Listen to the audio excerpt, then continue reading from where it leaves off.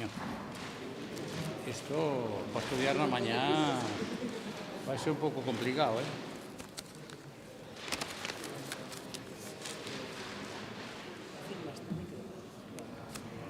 No, sí, yo lo firmé, el que no lo firmó está. Voy a decir las cosas.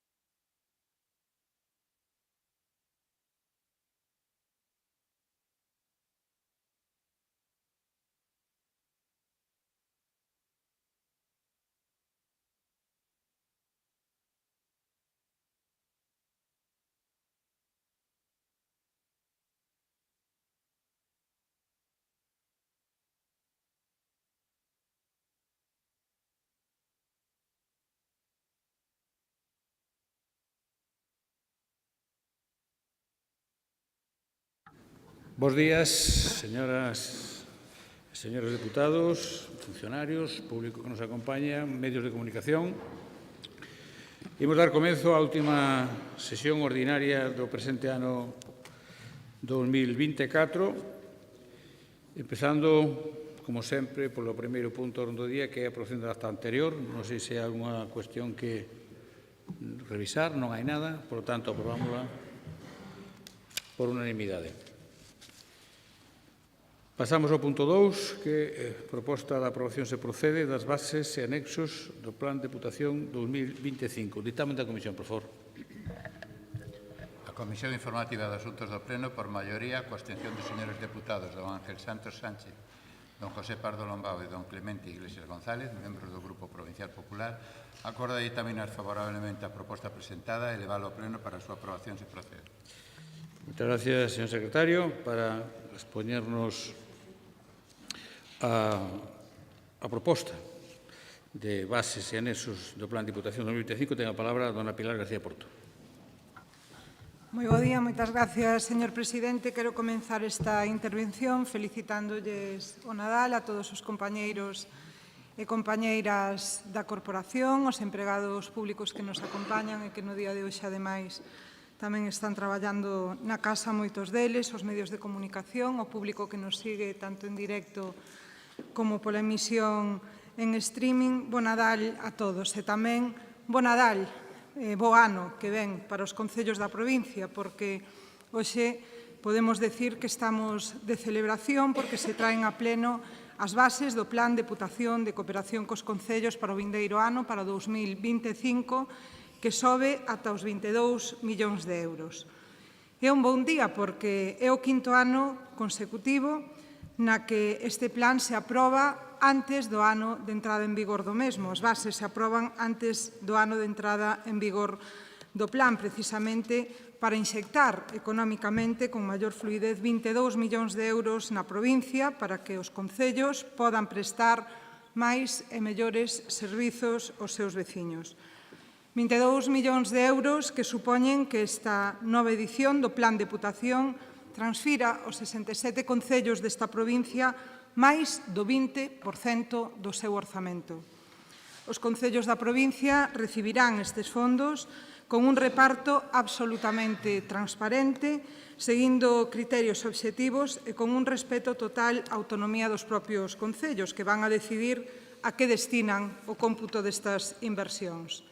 E este plan de Deputación ten múltiples beneficios. O primeiro deles é que eses 22 millóns de euros representan para os concellos desta provincia a principal ferramenta de inversión, a principal ferramenta de contratación ao longo de todo o ano e garanten as inversións en beneficio, como dixen fai un momento, de máis e mellores servizos para os veciños. En segundo lugar, este plan de Deputación reparte tamén directamente nas empresas, repercute tamén directamente nas empresas, porque dende que empezou, alá polo ano 2019, son xa 140 millóns de euros os que a Deputación de Lugo destinou aos concellos durante estes anos. Polo tanto, resulta moi importante a súa repercusión en temas económicos en materia de contratación. En terceiro lugar, representa un indudable beneficio social porque garante e permite a prestación dos servizos públicos municipais, tamén polo que representa en mantemento e xeración de emprego e pola realización de obras que melloran a calidade de vida dos veciños e das veciñas. Máis de 1.000 obras, máis de 600 empregos avalan a importancia e relevancia deste plan de Deputación para os concellos da provincia. Como dicía ao comenzo da miña intervención, este é o quinto ano que se aproba o plan de Deputación no ano anterior ao da súa vixencia, permitindo que os concellos traballen con máis previsión, con máis tempo e de forma que podan aproveitar mellor estes fondos. Este plan é o eixo da nosa acción política, avala o compromiso deste Goberno con todos os concellos da provincia é a base do traballo en materia de cooperación cos concellos e, por suposto, o principal instrumento de traballo cos concellos dende esta Deputación, ao que hai que sumar a continua colaboración técnica que se realiza de xeito transversal dende todas as áreas da institución. Por iso, hoxe, a Deputación é unha administración esencial para o funcionamento dos concellos desta provincia, fundamentalmente dos máis pequenos. Este plan evidencia a política práctica, a política real que achega fondos económicos e solucións aos concellos. Unha política de feitos que se evidencia nunha porcentaxe de execución desta administración que supera o 85% na anualidade de 2024 e con un período medio de pago de 15 días. Un método de traballo que funciona, un método de traballo que garantiza a execución do orzamento en beneficio dos veciños e veciñas, un método de traballo que responde a un xeito de gobernar con base no servizo público á cidadanía, con base na transparencia, como amosan as bases deste plan único, e un método de traballo que responde á xestión do público, do que é de todos, para que precisamente chegue a todas as persoas desta provincia, neste caso a través do Plan de Deputación. Moitas gracias, señora Porto. Por o Grupo Popular, ten a palabra don Antonio Mejide. Moitas gracias, presidente. Se me permite, ademais, tamén comezar, como fixo a compañera do Partido Socialista, felicitando estas festas, o Nadal, a todos os que estamos aquí e os veciños que hoxe tamén nos acompañan neste salón de plenos, e, como non, a toda a provincia en xeral, e, sobre todo, desexarles tamén un feliz e un excelente ano 2025 a todos.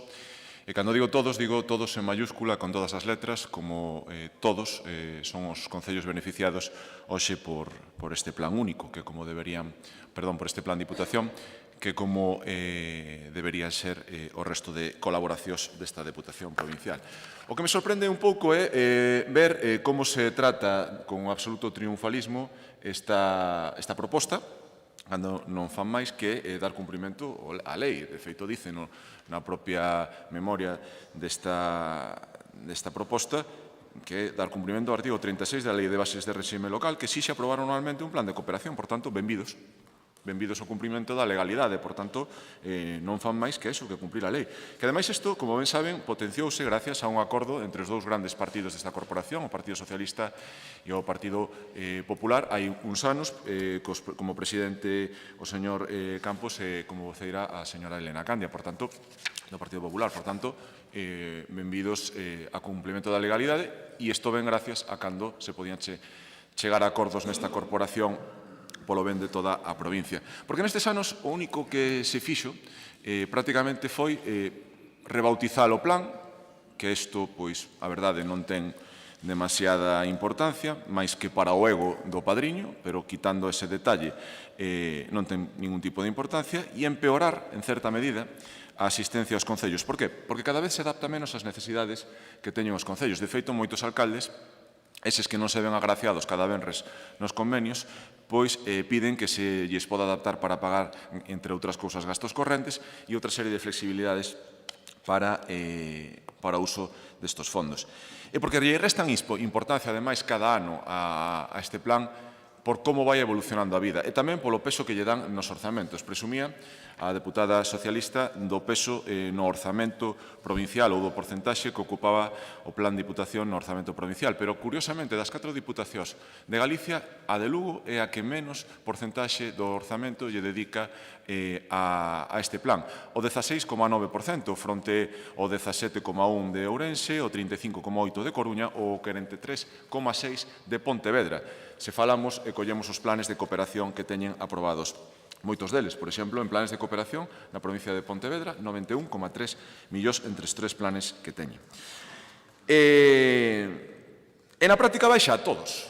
Baixa a todos, porque aínda que literalmente lles baixas a 32 concellos a aportación este ano, din que suben 250.000 euros, pero para uns poucos. Para 32 concellos, baixa. Pero en realidade baixa para todos, porque a inflación subiu en torno ao 8% nos últimos anos. E súbeno un 1%, por tanto, na práctica, na realidade, baixa.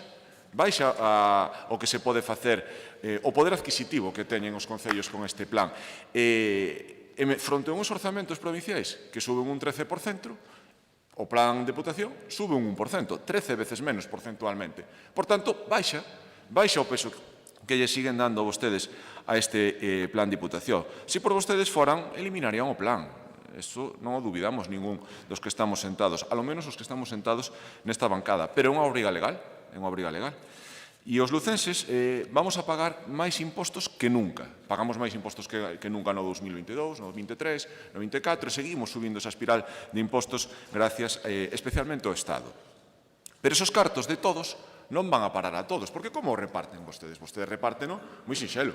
Cada venres montan permítame o mellor ser tan vulgar, un bingo, unha lotería ou como lle queiramos chamar as sesións das xuntas de goberno para repartir a dedo en convenios como queren esos fondos. Por eso non queren que se poida utilizar, por exemplo, para gastos corrente, porque para qué? Se vostedes xa lles dan aos seus alcaldes, os seus, e digo os seus porque como os denominan vostedes, xa lles dan para comprar gasolineras, para comprar supermercados, para comprar autobuses, para pagar a Panorama, a París de Noia, ou o que necesiten, ou para pagar a gasolina dos coches que teñen sin pagar dende hai anos, porque arruinaron os seus concellos. Pero esta é a realidade. Por tanto, un uso totalmente abusivo e torticero destes fondos. E que propoñemos dentro do Partido Popular? Incrementar 10 millóns de euros este fondo. Coller o que vostedes derrochan en convenios a dedo e destinarlo directamente ao plan de diputación. Coller o que subiu a recadación dos impostos estatais e destinarlo a este plan de diputación. O contrario é, pois, seguir enganando. Moitas gracias. Segundo turno, señora Porto. Perdón, ben, señor... Perdón, un segundinho. Non pasaste. Perdón, ten a palabra o señor Efrén. É que inicialmente non había pasado a intervención, pero sí ten intención de intervir. Ten a palabra. Grazas, señor presidente. Bueno, tamén unirme pois ás felicitacións do Nadal e das festas e desexarlle a todo o mundo pois unha boa entrada de ano neste ano 2025 e, bueno, o que vexo con tristeza é que acabamos o ano igual que levamos todo o mandato e por parte do Partido Popular, bueno, pois con un discurso que non ven máis que non vou decir mentiras para que non se alporice o señor Ameijide, pero inconcreciones, vámoslo chamar, porque, bueno, decir que é obligatorio por lei que haxa un plan único, un plan de deputación, bueno, vostede sabe que é mentira. Vostede sabe que é mentira. De feito, cubría o seu expediente antes de que houbera o plan único nesta casa ou noutros con un post, por exemplo. E eso sabe o vostede, entón, bueno, ven aquí a dicir, non, só cumpren a lei. Non, é unha decisión política que tomaron os gobernos e que agora, por certo, os que lle temos que dar a benvida ao Partido Popular. Primeira vez que na Diputación de Ourense van facer algo moi diferente ao que piden vostedes aquí, porque, dice, a proposta do Partido Popular son 10 millóns máis para o plan único. Mentira, a proposta do Partido Popular son 10 millóns máis donde non gobernamos. Porque onde gobernamos, Diputación de Ourense, 17 millóns.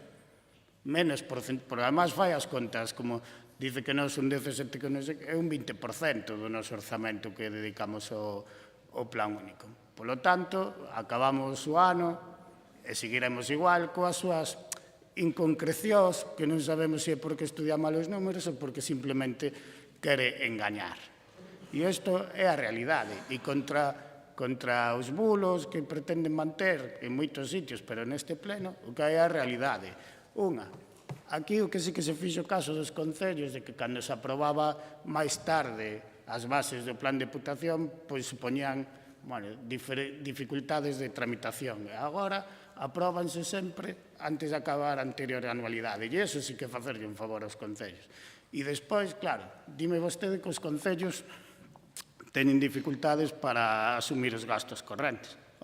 Pois o mellor hai que plantearse o financiamento dos concellos galegos, o mellor é que non chega. E o mellor a Xunta, se dedicara un 20% do orçamento da Xunta ao plan para os concellos, o mellor podían pagar os gastos correntes, non lle parece, señora Meijide?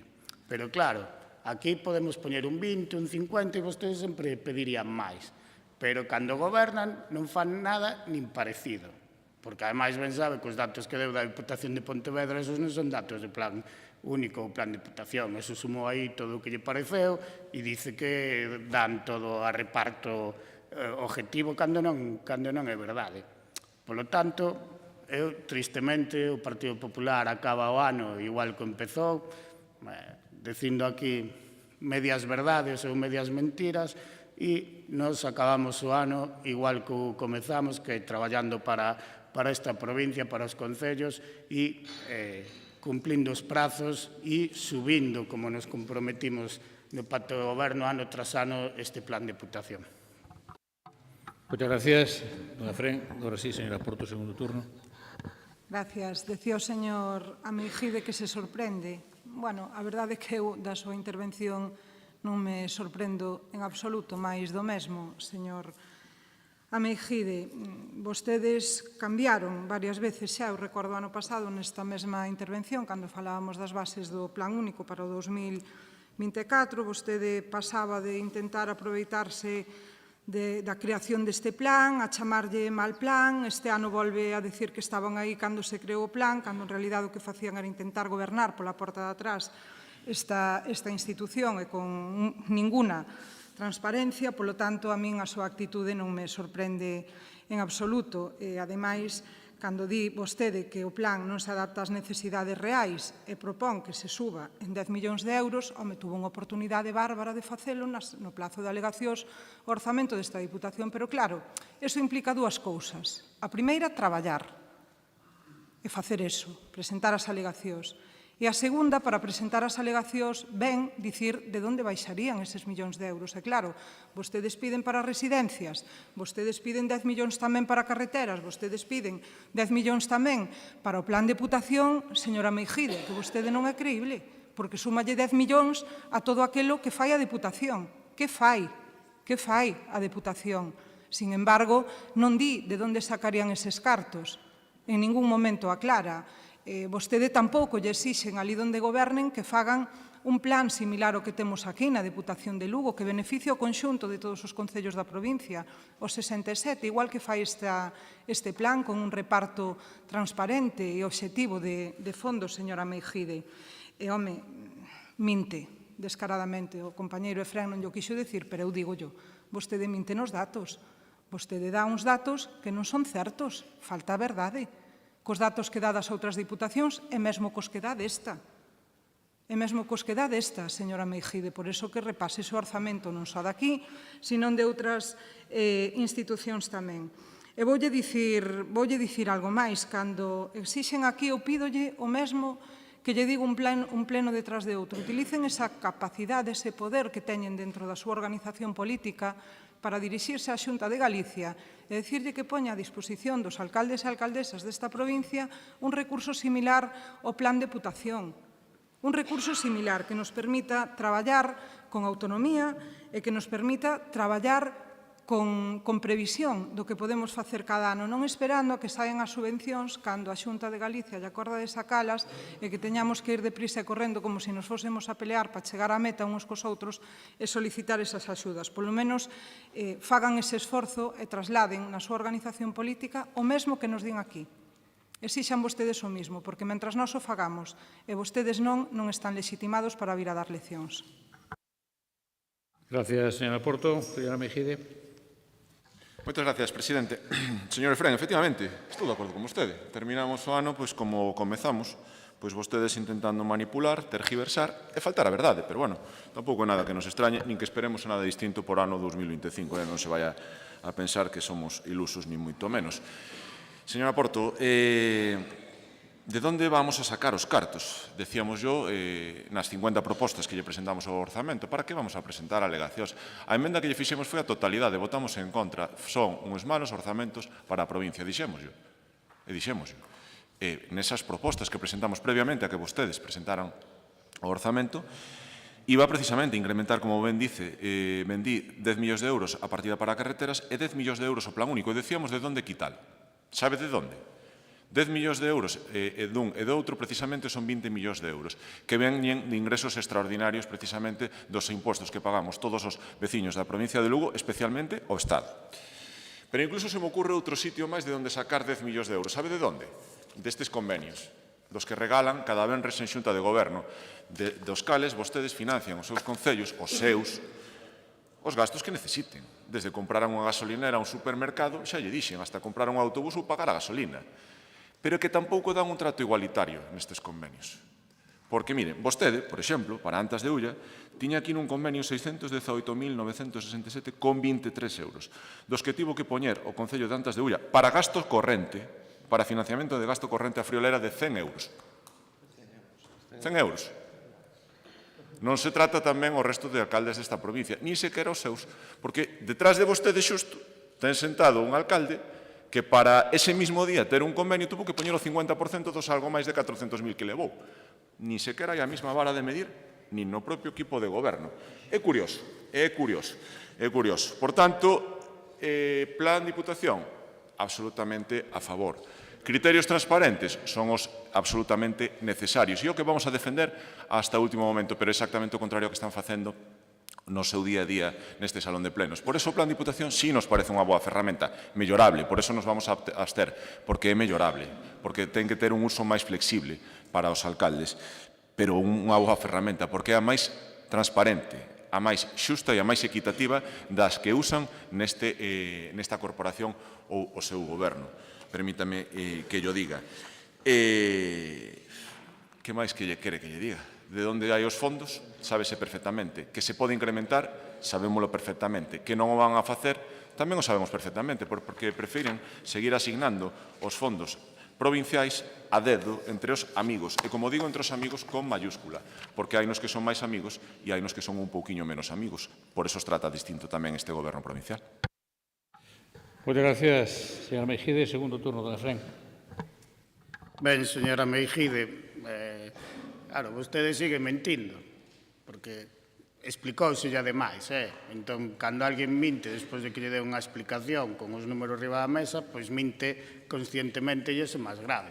Esta Diputación non recibiu 20 millóns de euros, xa lle explicaron como eran os números, porque unhos son para a Seguridade Social, que ellos temos que transmitir, transferir, e son 17 millóns de euros os que recibiu esta Diputación. E a vostede parecerálle anecdótico, pero é a súa forma de actuar. Dice, como lle decía, medias verdades ou moitas veces medias mentiras e parecelle que así vai embarrar o terreno. Pero, bueno, a min pareceme moi ben a postura de voto que teñen, porque é a realidade. Vostedes están en contra deste modelo que é o Plan Diputación. Demostran no alá onde gobernan e por eso non son capaces de votar en contra, de votar a favor. Porque, eu vou dicir, os meus compañeros na Diputación de Ourense tamén fixeron peticións sobre o Plan de Diputación da de Ourense e querían que fora de outra maneira. En cambio, recibiron o voto favorable, pero é que vostedes abstéñense porque están en contra e demostran onde gobernan, porque senón a Xunta repartiría os fondos de unha forma similar a esta e non o fai, nin se acerca, e se o fixera, pois os concellos que tanto lle preocupan aquí neste pleno, pois non terían esos problemas. Entón, vostede vai seguir na mesma.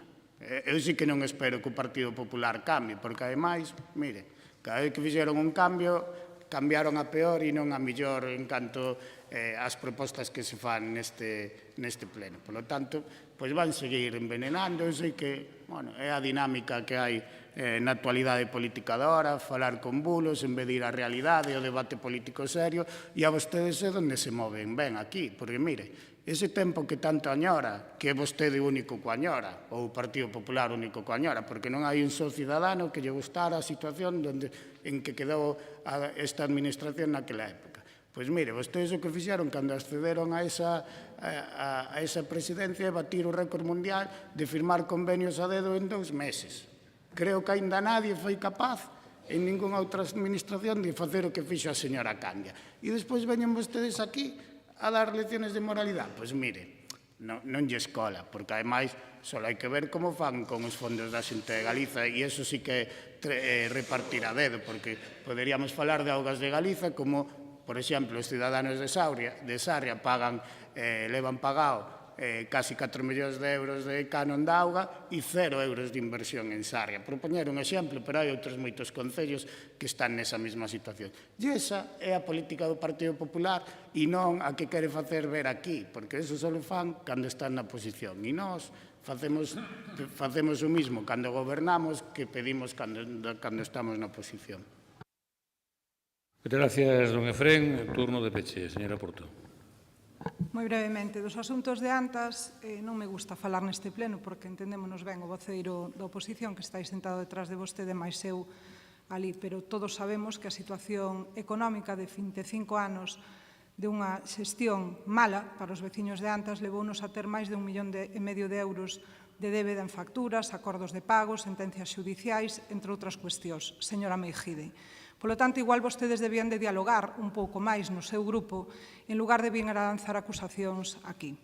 Por outro lado, tamén lle digo que se intentan barrar e confrontar entre o alcalde de Castroverde máis eu vai por moi mal camiño, porque el precisamente me aconsella moi ben, porque atopou unha situación dun alcalde do PP similar a que teño eu en día. Pero aquí vimos a falar da provincia de Lugo. E eu insisto, vostedes queren as bases do plan de Deputación e que todos os concellos nos beneficiemos delas, si ou non. E, por outro lado, están dispostos a exixirlle aos seus gobernos, ali onde lles toca ter responsabilidades, que fagan plans similares a este, si ou non, señora Meijide? Gracias.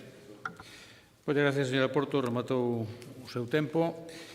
E antes de someter a votación, para que todos os alcaldes o sepan, si finalmente, despois da votación, se aproba, este plan, estas bases, se irán publicadas no Boletín Oficial da Provincia o día 7 de xaneiro, para evitar que estes días de festivos corran os plazos e que teñan máis tempo a preparar as súas memorias, proxectos, o que consideren para...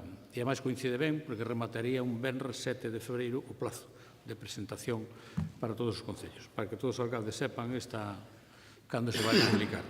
E antes de someter a votación, teño que preguntarlle ao diputado que sigue telemáticamente o pleno se está en territorio español ou está no estranxeiro.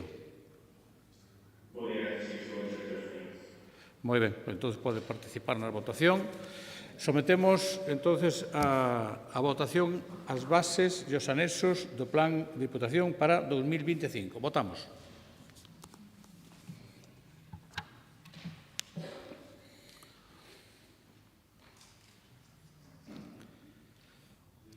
Votos emitidos 24, máis un voto telemático 25, a favor 13, non hai votos en contra, 12 abstencións. Queda, por tanto, aprobado as bases do Plan de Diputación.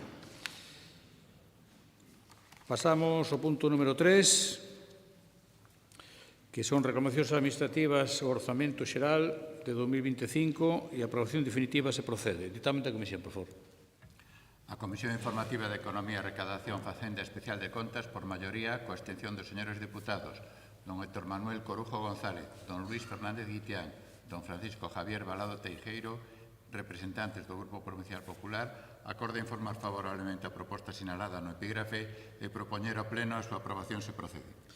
Moitas gracias, señor secretario. Para expoñer a posición do Goberno en relación con estas alegacións, ten a palabra a dona Carmela López.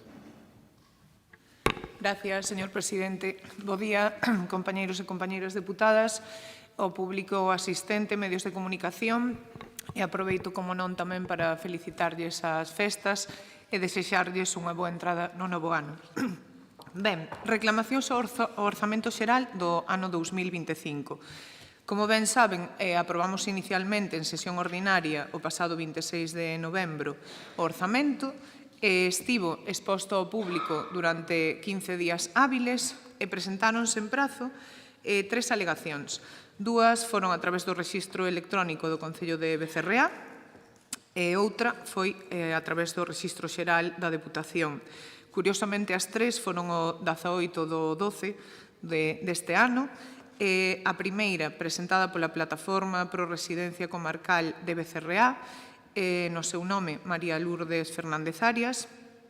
A segunda, rexistrada por Manuel Martínez Núñez, alcalde presidente do Concello de Becerreá, e unha terceira, presentada por José Luís Lolo Celeiro, en representación de Cogami Lugo.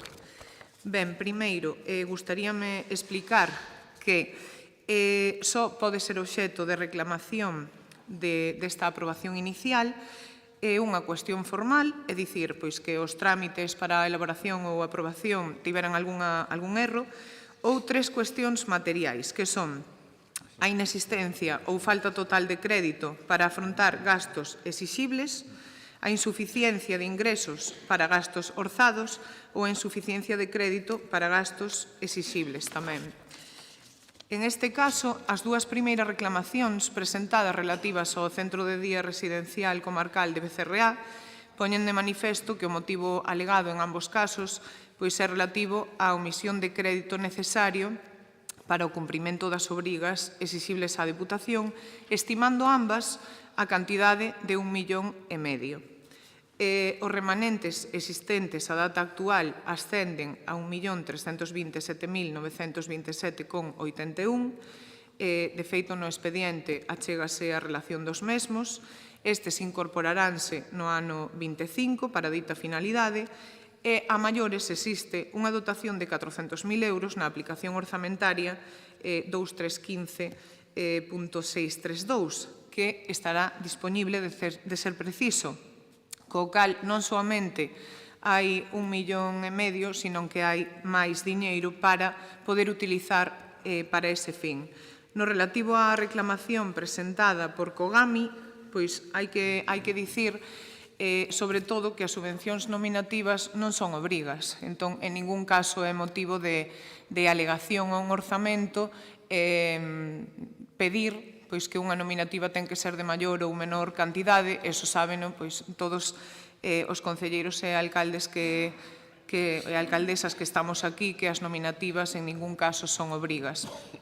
Hai sí un procedimento ordinario de concesión por réxime de concorrencia competitiva que se poderían conceder a maiores non destas nominativas. A conclusión do informe de intervención que tamén obra no expediente, polo tanto, pois é que a intervención procede a desestimar as reclamacións presentadas por María Lourdes Fernández Arias en representación da plataforma Pro Residencia de Becerreá e a de Manuel Martínez Núñez, alcalde presidente do Concello de Becerreá, e non admitir a de José Luís Lolo Celeiro en representación de Cogami Lugo. Moitísimas gracias. Moitas gracias, doña Carmela. Por o Grupo Popular ten a palabra a señora Meijide. O BNG, en este caso, renuncia ao turno, polo tanto, non pide a palabra. Señora Meijide, ten a palabra. Moitas gracias, presidente.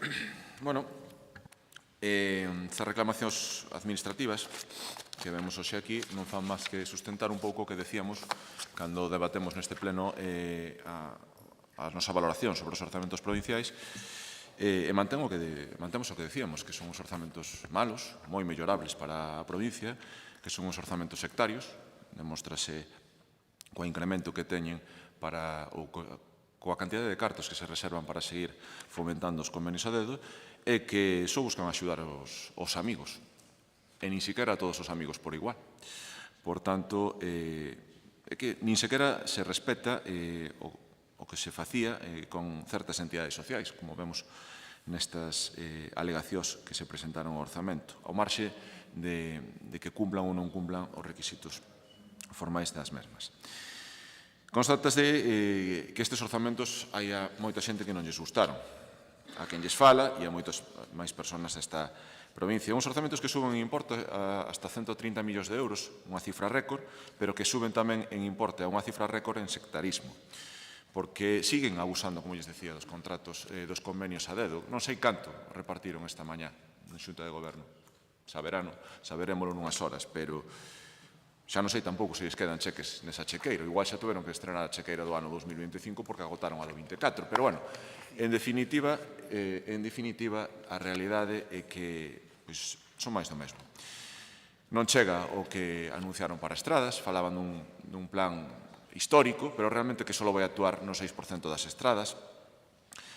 Non se están atendendo a problemas reales desta provincia, como axudar ou colaborar cos concellos, con todos. Cando digo cos concellos, digo con todos os que soliciten o ciclo da auga, en animais abandonados, na recollida do lixo, por exemplo, nos GES, que corremos o risco de perder outro GES máis, xa se perderon 2 no seu goberno, e é posible que se perda un terceiro máis. Uns orzamentos que non falaron nin consensuaron con ninguén, que non tiveron en conta ningunha das 50 chegas que lles fixemos, e que agora, pois tampouco teñen en conta as opinións ou as alegacións que lles presentan os lucenses, como os veciños da plataforma de Becerreá. Eses os que o presidente Tomé vota constantemente dos plenos porque non quere escoitar o que pensa a ciudadanía, pois tampouco lles vale o que lle piden.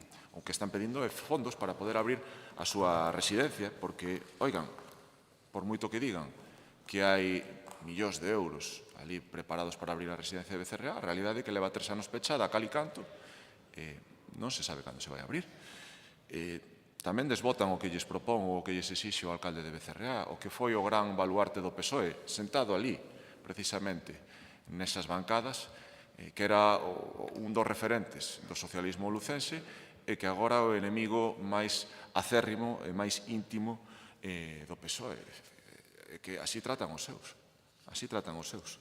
Por eso, ese que era tan amigo seu, agora, pois tamén lles dice que nos orzamentos se olvidaron deles, que se olvidaron da comarca de montaña, non del personalmente, que se olvidaron dos veciños de Becerreá e de todo o entorno da montaña lucense, que ven como esa residencia está pechada e sigue sin haber cartos para abrila. E esa é a lealtade que ten o PSOE con eses veciños que lle votaron durante moito tempo tamén ali. Vemos que a lealtade chega onde chega no seu partido. Bueno, eso padecena tamén vostedes nas súas carnes de xeito reiterativo e periódico. E estamos nuns orzamentos ficticios porque, ademais, falan de partidas orzamentarias, ou din que hai partidas orzamentarias que non vemos, polo menos que non teñen nombres e apelidos. Os mesmos cartos valen para decir que estaban previstos para a residencia de Becerreá, para mellorar unha estrada na vía de Suarna, ou mellor tamén para construir un campo de fútbol en Baralla, porque como non teñen nin nombres e apelidos, o mesmo carto, a mesma partida vale para todo. Así, claro que son ilimitados, e son bons e xenerosos. Pero, claro, a realidade é que son como o conto de Pedro e o Lobo. dicen, prometen e dicen que vai a chegar algo, pero nunca chega. Por tanto, que queren que lle diga? Que temos que votar en contra desto, porque votar en contra desto significa votar en contra de que vostedes non teñan en consideración as propostas do entorno de Becerreá, tanto dos veciños como do goberno de Becerreá, e que desvoten incrementar a partida que lle recurtaron a unha asociación ou entidade social que realmente fai moito ben pola nosa provincia como Ecogami. Muchas gracias. Doña Carmela, segundo turno. Ben, voulle dicir, señora Meijide, reclamacións administrativas que sustentan. Que sustenta vostede a estrategia de confrontación que non contribúe en ningún caso aos intereses da nosa veciñanza. Falou tamén da realidade. A súa realidade, máis do mesmo, utiliza a súa intervención para falar de argumentos que non son os obxetos deste punto en cuestión. Intenta desviar a atención unha vez máis. Fala de lealdade. A primeira lealdade debería ser a institucional e non ser o instigador desta protesta de chalecos continuadamente, pleno tras pleno. Minte, ademais, porque se estamos aquí debatindo sobre este punto que é técnico, basicamente, e a norma di o que di, está no informe de intervención, constátase que ese 1,5 millón que reclaman, neste caso, a primeira reclamación e a segunda, non somente temos esa cantidade, senón que temos máis. E no caso de Ecogami, gustaríame dicir, ademais, que o que é o conglomerado de entidades de Ecogami leva máis dun 21% das nominativas desta casa, 126.500 euros. Gustaríame saber, vostede sabe que a Diputación non debería, ou bueno, polo menos non ten esa competencia en asuntos sociais como ten a entidade autonómica. Gustaríame saber se se reclama dese xeito á Xunta de Galicia nos seus orzamentos. Algo que me chama tamén a atención nas alegacións é esa connotación política que levan de trasfondo. Unha alegación, a min como alcaldesa non se me ocurre facer unha alegación á autonomía nin ao Estado, deixando entrever ese deje, ese uso de expresións despectivas cara ao PSDG, cara ao BNG, esa estrategia de confrontación que non contribúe para nada ao diálogo. Eso non é unha alegación purista que buscar, o sea, que o que intentaría sería realmente contar con ese diñeiro para o fin que se busca. Pero é que, ademais, está no informe de intervención e nas contas desta casa, non somente hai 1,5 millón, hai máis, e no caso de Ecogami, 126.500 euros. Moitísimas gracias. Muchas gracias, dona Carmela. Don Antonio. Moitas gracias de novo, presidente. A verdade é que creo que me dá un mérito que non teño.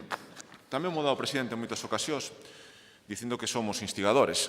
Bueno, dícemo a min personalmente, pero o gallá fora, o gallá tú esa capacidade de mobilizar a xente desa maneira. Pero, miren, os veciños da plataforma de defensa da residencia de Becerreá veñenlle sós. Non fai falta que os instigue naide, porque veñen a defender o seu, sobre todo o futuro dos seus maiores e o seu propio futuro tamén, porque supoño que quererán que na súa comarca haxa emprego, que haxa servicios e que poidan ter donde estar eles ou a súa familia o día de mañá. Por eso eu non instigo nada, non me fai falta. Veñen sós. Preocúpense vostedes de por que teñen que vir aquí a demandalo, porque claro, dicen que teñen 1.318.781,98 euros nunha partida de remanentes que levan 3 anos dicindo que a teñen. Non sirve de moito porque leva 3 anos pechada a residencia, ni siquiera conectaron a luz. En eso creo que vai haber algún avance en próximas datas, pero quitando de que conectaron a luz, ou van a conectar, pouco máis fixeron con ese 1.300.000 euros. Dicen que teñen outros 300.000 euros, pero non sabemos en que os van a adoptar, porque a única realidade é que estes orzamentos baixa a partida destinada a financiar as residencias. Por tanto, con menos cartos é moi complicado que abran unha residencia nova. Pero, bueno, eu non son economista. O meu compañeiro Demetrio si o é, pero eu creo que non me equivoco se digo que con menos fondos é máis complicado dar máis servicios. Pero, bueno, oiga, vostedes saben que son os expertos.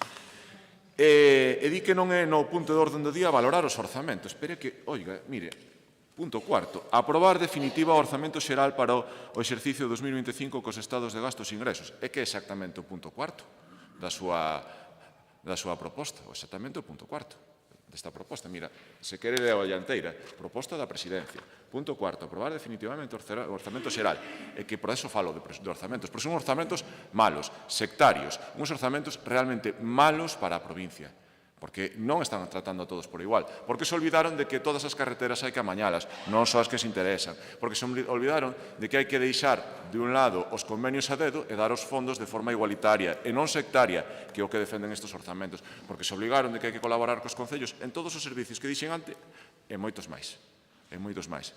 Por eso, sí, votamos en contra. Hoxe votamos en contra dos orzamentos porque consideramos que son malos para a provincia. E votamos en contra de que vostedes rechacen as alegacións dos veciños da Plataforma de Defensa da Residencia de Becerreá, do Concello de Becerreá e de Cogami, que reclama os mesmos fondos, polo menos, que tiñan o ano pasado, porque vostedes os recortaron. Gracias. Turno de peche, señora Carmela. Ben, en canto a chamarlles instigadores, é simplemente polo que observo. Outro día, cando saía do garaxe, que saín detrás do seu coche, ademais, solamente lle teño que dicir que a mí non me saudaban como saudaban a vostede, con esa alegría. E cando fun a Santiago ao Parlamento, pois tamén me chamou a atención pois esa axuda, non, para entrar, onde estaban ubicados. Solamente digo que me chamou a atención polo que eu observei, que bueno, polo menos é algo que vivín, non algo que me contaron. Solamente teño que decir que a postura do Partido Popular é a de sempre, trasládannos toda a responsabilidade e nunca o escoitei falar pois de que a Xunta abandona os nosos maiores, e iso é así, e por iso a Diputación pois ten que facerse cargo desta residencia e de tantísimas outras, e honestamente agardo ver esa residencia funcionando canto antes. Gracias. Moitas gracias, doña Carmela. Como vexo que están aquí tamén os veciños de Becerreá, e para que teñan a información correcta, señora Mejide, porque é conveniente, non a que lle conto usted, senón os documentos oficiales, e aquí se mira, ahora mira moito por seus papeles, pero aquí pon Xunta de Galicia, Consellería de Economía e Industria. Voulle ler. Resolución do 26 de novembro. É dicir, o mesmo día que estaba vendo aquí un pleno, o mesmo día que había aquí un pleno, hai unha resolución do 26 de novembro da Xunta de Galicia, do Departamento Territorial de Lugo, polo que se concede a autorización administrativa previa á construción dunha instalación eléctrica no Concello de Becerreá con número de expediente que non vou a deletrear. E dice, visto expediente para outorgamento de autorización administrativa previa e de construción para a instalación eléctrica que a continuación se describe e descríbolle. Peticionario, Diputación de Lugo. Domicilio social, Rúa San Marcos, número 8, 27001, Lugo. Denominación, Centro de Seccionamento da Compañía de Liñas de Conexión para o edificio da Residencia de Ancianos. Situación, Concello de Becerreá. Características, se quere leo as letras todas que hai aquí en números, pero creo que non fai falta. Finalidade, instalación de novo suministro. Orzamento, 48.600, non sei que sei. Documentación que se xunta, separata para o Concello de Becerreá. E non lle vou seguir lendo todo. É dicir, ustedes están mentindo, engañando aos veciños de Becerreá, porque hasta o día 26 a Xunta non nos deu permiso para facer o centro de transformación. É dicir, nos fixemos o centro de transformación sin o permiso da Xunta. Legalmente, ainda tiñamos que contratar a partir deste día 26. Legalmente. Fíxense vostedes se é tramposo, mentiroso e inventador. E logo, o que é para risa é dicir que os veciños de Becerreá, con todos os respetos, veñen solos. Home, sí, aquí entran andando. Veñen solos. Pero que nos levou a Santiago o día que eu fui comparecer para explicar o orzamento onde estaba don Demetrio e onde estaba o señor Núñez ali, bueno, facendo gestións con eles, claro, lógicamente, na calle, primeiro na calle, e algún asesor ou asesora deste grupo pagado pola Diputación en contra da Diputación. Que lle parece se eu fixera o mesmo que fixo o presidente da Diputación de Pontevedra co PSOE de Pontevedra? Mira a ver o que fixo. Mire a ver o que fixo o presidente do PP da Diputación de Pontevedra que fixo co Grupo Socialista na Diputación de Pontevedra. Entérese e logo mo conta. Asesores pagados pola Diputación facendo de agitadores de unha presencia de veciños en Santiago o día que eu vou a comparecer ao Parlamento que me citou o Parlamento. E, como o PP non tuvo nada que ver, só o meteron no grupo parlamentario do PP. Que curioso, que seguiron a miña comparecencia dentro do grupo parlamentario do Partido Popular. É dicir, vostedes non fixeron nada. Igual que vostede non fai nada cando sale a instigar, cando sale a preguntar a de seguridade, cando sale a dicir a Policía Municipal, etc. etc. Señor Antonio Mejide, de verdade, tiña que quitarse esa caretiña que parece que vai de santito por la vida, pero usted dedica só que se dedica. Dedícase ao que se dedica, e non nos vai engañar. E, desde logo, que fagan e que crean o que queiran. A Xunta de Galicia autorizou o día 26 de noviembre, a construción do Centro de Transformación da Residencia Becerreá.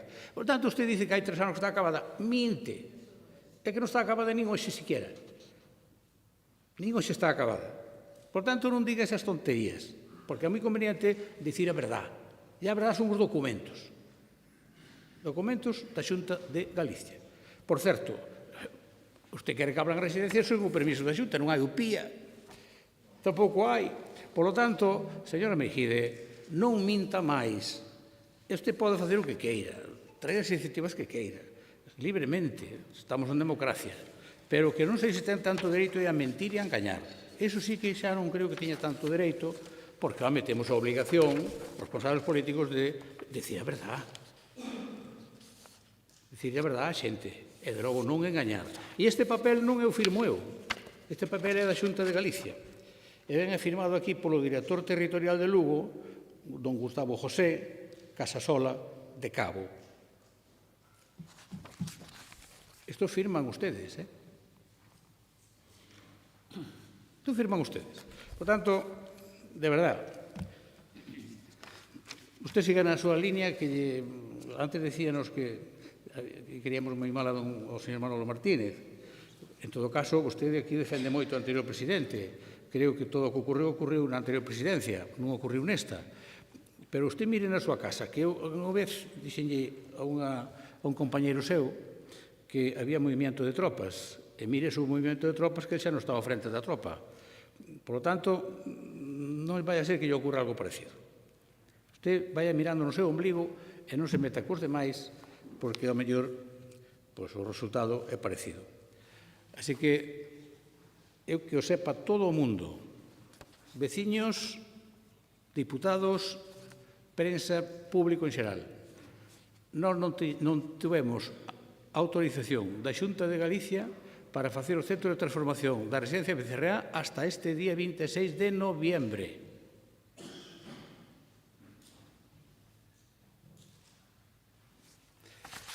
Bueno, como estou convencido de que vostede dá exactamente igual a información, a verdade, que non a verdade, pois é igual. Así que sometemos a votación a proposta que defendeu a compañeira Carmela no sentido de non admitir unha das, reclamacións e da proposta de denegación das outras dúas alegacións. Así que votamos.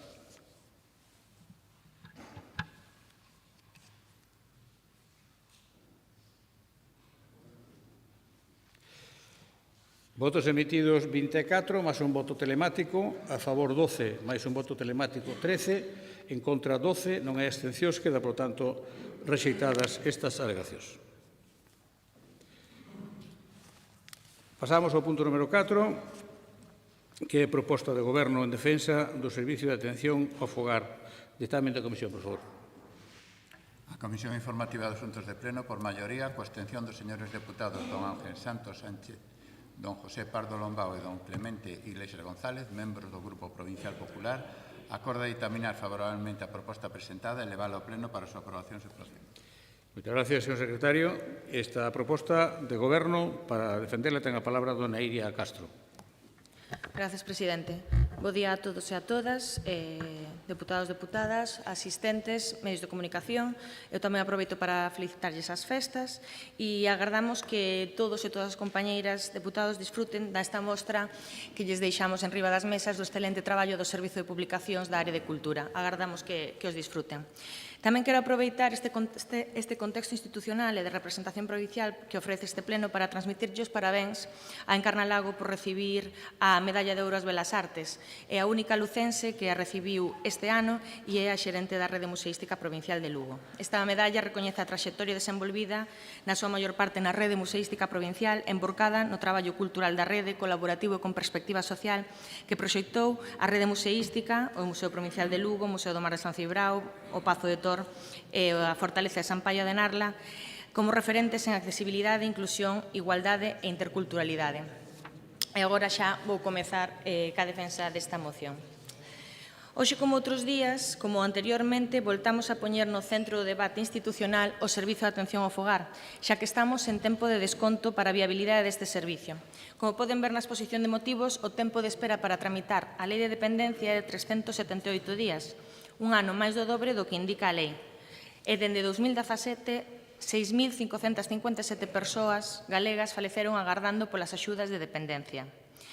Nestes momentos son 2.703 maiores agardando, ou ben pola valoración de grao, ou pola resolución de axudas, ou polo acceso á prestación a que teñen dereito. Estes tempos de espera teñen moitas consecuencias tanto para as persoas que están agardando como para as persoas que están ao seu cargo. Cal é o custo de facerse cargo dunha persoa maior porque non tes acceso ao SAF ou a unha axuda por dependencia? Dígollelo a moitas familias nas que, principalmente as mulleres, collen excedencias ou deixan os seus traballos para coidar. Cal é o custo dunha residencia privada porque non hai prazas en residencias públicas sobre 2.000 euros, mentres que a pensión media dun pensionista galega, por exemplo, no meu concello en Castro Verde, é de 821 euros. Canto custa o SAF a un concello? Saben moitos dos alcaldes. No meu concello, o SAF costa case 900.000 euros aproximadamente. A Xunta achega 500.000 euros e son 400.000 euros que teñen que sair das arcas do noso concello, un concello con 3 millóns de euros de orzamento. Estamos falando de que un tercio se vai no SAF, porque xa saben vostedes que a Xunta non fai o seu traballo. O SAF está nunha situación de colapso e só se dan altas por falecementos. É unha situación terrible e todos e todas as que estamos aquí hoxe somos conscientes de que precisa máis financiamento. Hai que incrementar os recursos para seguir atendendo o dereito social que é vivir ben na vellez. Sei que me van dicir que é un problema resolver en todas as comunidades autónomas e que nós temos que reclamar a nosa parte en Madrid, e é o que estamos facendo. En 2024, este ano, aumentáronse un 40% as solicitudes da Lei de Dependencia. E iso non quere dicir que haxa máis confianza no servizo, sino que temos unha poboación envellecida.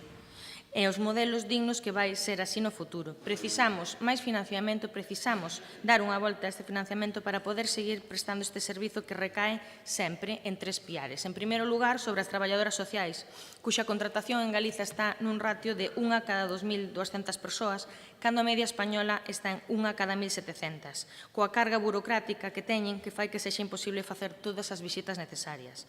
En que máis recae? No lombo das traballadoras do SAF, que teñen un traballo precario e mal pagado e fan un traballo espectacular facendo ademais de traballo físico e psicolóxico. E o último piar son as persoas usuarias. Estánlles negando o PP dende a Xunta de Galiza un servizo fundamental. E por iso traemos 2 propostas simples e concisas. A primeira é que se dupliquen os equipos de valoración de dependencia, o que permitirá reducir as listaxes da garda, tal e como marca a lei. E a segunda é o aumento dos recursos destinados ao SAF de 12 a 20 euros. Gustaríanos que, como no anterior pleno, os compañeros do PP sigan tendo a mesma idea e voten a favor da veciñanza, como fixeron no anterior pleno, cando apoiaron as nosas reivindicacións de que se dotara de pediatría os 3 concellos que estaban sin ela. Eu entendo que, se seguimos por ese camiño seguiremos ben e agardo en que o fagan. Moitas grazas. Moitas gracias, dona Iria.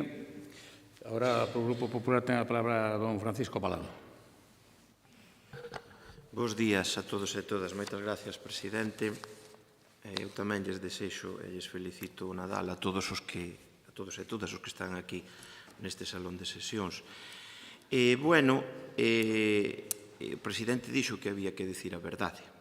E vostede non dixo a verdade. Eu definiría esta moción como a moción que deixa en evidencia a socialistas e nacionalistas en materia de dependencia, porque todos sabemos que a situación de dependencia en todas as comunidades autónomas do noso país é o mellor exemplo das políticas do Partido Socialista, é dicir, o Goberno lexisla e as comunidades autónomas son as que pagan. En esta materia, pois Galicia non é allea a esta situación, é dicir, este podería ser o titular, o Goberno lexisla e as autonomías pagan todas igual. E vostedes veñen a pedir aquí que a Xunta de Galicia asuma na súa totalidade, en materia de dependencia, o diñeiro que non quere aportar o Goberno central, porque claramente se desprende da súa redacción. Como tamén fan na seguinte moción que traen para debatir ao Pleno, pídenlle a Galicia un plan de transporte para que a Xunta de Galicia asuma as paradas que nos está sacando o Goberno central. Pois nesta moción din vostedes o mesmo. Unha moción que os deixa en evidencia tamén a vostedes, os nacionalistas, porque vostedes no ano 2019, cando negociaron o apoio á investidura do presidente Sánchez, entre unha das premisas fundamentais para cumprir ese apoio de investidura encontrábase o feito de que en Galicia o goberno financiase a dependencia o 50%, como establece a lei. Unha lei que, ademais, é unha lei socialista, a Lei 39/2006 de promoción da autonomía personal e atención a persoas con dependencia. Unha lei que se configurou no sentido de que o goberno aportase o 50% nesta materia e as comunidades autónomas o 50%. Lei que nunca se cumpriu, porque hai que recoñecer que a lei en sí supón un importante avance social, pero se nunca adotamos de financiación suficiente non sirve de nada esta lei, e é o que está sucedendo. Ao final, as comunidades autónomas, entre elas Galicia, están asumindo o 70% dos custes da dependencia, e o goberno está asumindo o 30% con todas, e tamén con Galicia. Esta moción que vostedes traen ao Pleno, e que vostede defendeu en primeiro lugar, non deberá ser para exixirlle a Galicia ou a unha comunidade autónoma en concreto un maior esforzo económico, porque xa son as comunidades autónomas as que están facendo un maior esforzo económico, do 70%, como decimos. Deberá ser para exixirlle ao Goberno central que cumpra o que non cumpre. Se está aportando o 30%, que aporte o 50%. Ese deberá ser o obxecto desta moción. E di vostede a situación dos concellos. Mire, vostede, claro, non goberna un concello, non sabe cal é o peso e a presión da financiación, da difícil financiación que temos que soportar os concellos. Nós, os que somos alcaldes e os que son tamén alcaldesas, seguro que o saben, pero efectivamente esta falta de financiación do Goberno central acaba repercutindo en todos os concellos. Por que motivo? Porque, claro, os usuarios da dependencia e os seus familiares veñen aos concellos, piden horas de libre concurrencia para evitar, precisamente, tempos de espera. E, ao final, esas horas de libre concurrencia acaban repercutindo nos concellos que temos que deixar de prestar outros servizos por destinar recursos a esta materia. Por lo tanto, é evidente que os 150 millóns de euros que cada ano deixa de ingresar unha comunidade autónoma como a galega do diñeiro que lle debe precisamente o Goberno central cada ano, con iso duplicábanse perfectamente os equipos de valoración á dependencia, reducíanse as listas de espera, señora Castro, e podería haber moitos avances, pero, insisto, non pode pedirlle a unha comunidade autónoma en concreto, a Galicia, neste caso, que redoble os esforzos porque xa está soportando un sobreesforzo. Por iso lle decimos nosotros que esta moción é errónea e os deixa en evidencia a ustedes e tamén aos socialistas que asinan esta moción porque, como digo, esta moción moción non debera ser para pedirlle á Xunta de Galicia un maior esforzo económico, debera ser para pedirlle ao Estado que cumpra o que incumpre. Por iso, nosotros rexistramos unha emenda de sustitución agora pola mañá na que solicitamos que se demande ao Goberno de España o cumprimento da súa obriga de cofinanciar como establece a lei, como vostedes, os socialistas, redactaron nesa lei do ano 2006 que é da época de Zapatero e que efectivamente nunca se cumpriu porque nunca se dotou da financiación suficiente. Nada máis por esta primeira intervención. Muchas gracias, señor Balado. Por o Grupo Socialista ten a palabra don Pablo Rivera. Sí, boas festas, moitas tonterías di vostede, señor Balado. Moitísimas, moitísimas. Me sorprende, porque vostede é unha persona con certa trayectoria, pero que nos coita a verdade que eu non tiña pensado defender esta moción, porque con pancarteros que están ahora vostedes de repente nos últimos meses e anos, pois dicen, supoño que apoiarán esta moción, porque cada vez que tal sacan un chaleco, unha pancarta, isto da mellora do SAF, eu entendo o que estamos pedindo aquí, tanto os que están arriba como vostedes que están abaixo defenderán. Non podo entender outra cousa. Pero miren, vou ter que meterme en vereda con este tema porque vexo que non o entenden. Porque esta lei é unha lei que propuxo o señor Zapatero, efectivamente. Entre o señor Zapatero e o señor Pedro Sánchez, o que vostedes lle botan a culpa de todo, ve un señor que se chamaba M. Rajoy, que decidiu que a lei de dependencia era unha partida recortable e deixou a partida de dependencia nun miserable 30%. É dicir, co señor Rajoy, é dicir, o Partido Popular, lle daban absolutamente igual os maiores de Galicia e deste país. Se alguén neste país apostou por o cuarto pilar do Estado do Benestar foi o Partido Socialista. Non se equivoque, señor Balado. Xa sei que ten que poñerse da parte do que lle marca a súa ideoloxía, que lle pode, que se lle ve cando fai as súas intervencións. Pero vostede, como alcalde dun concello, de verdad que está conforme co papel que ten a Xunta de Galicia co SAF? A vostede sí, porque o que non nos dá donde goberna o Partido Socialista lle dará por outro lado en subvencións, pero a mí non mo dan. E a mí suponme preto de €500.000 ao ano, como concello. Se vostede está tranquilo con eso, porque, mire, lexislar, ainda que teña maioría absoluta, supón unha responsabilidade. Lexislar non é mandarlle a competencia aos concellos e que se las compongan, que é o que fixo o señor Rajoy durante os anos que gobernou. A Xunta e o Ministerio están aportando 12 euros de media por hora ao SAF. Pois de aí, entre os 20 e os 22 que costa o servicio, pois xa me dirá vostede como vamos facer. Hai un compromiso do seu presidente da Xunta de Galicia de incrementar esa partida. A ver se o cumplen, porque falan moito, pero despois facer nunca fan nada. Lexislan e afogamos os concellos. Eu digolle que é un servicio esencial, e vostede neso sabe o como a min. É un servicio imprescindible. E o que non pode ser un orgullo, agora que escuito o señor Rueda, ya que a señora conselleira de Política Social, que son un goberno social, que se chaman sociais, que deixen de lado os maiores de Galicia e da nosa provincia. Porque o decía a miña compañeira Iria, as familias están a pasar mal.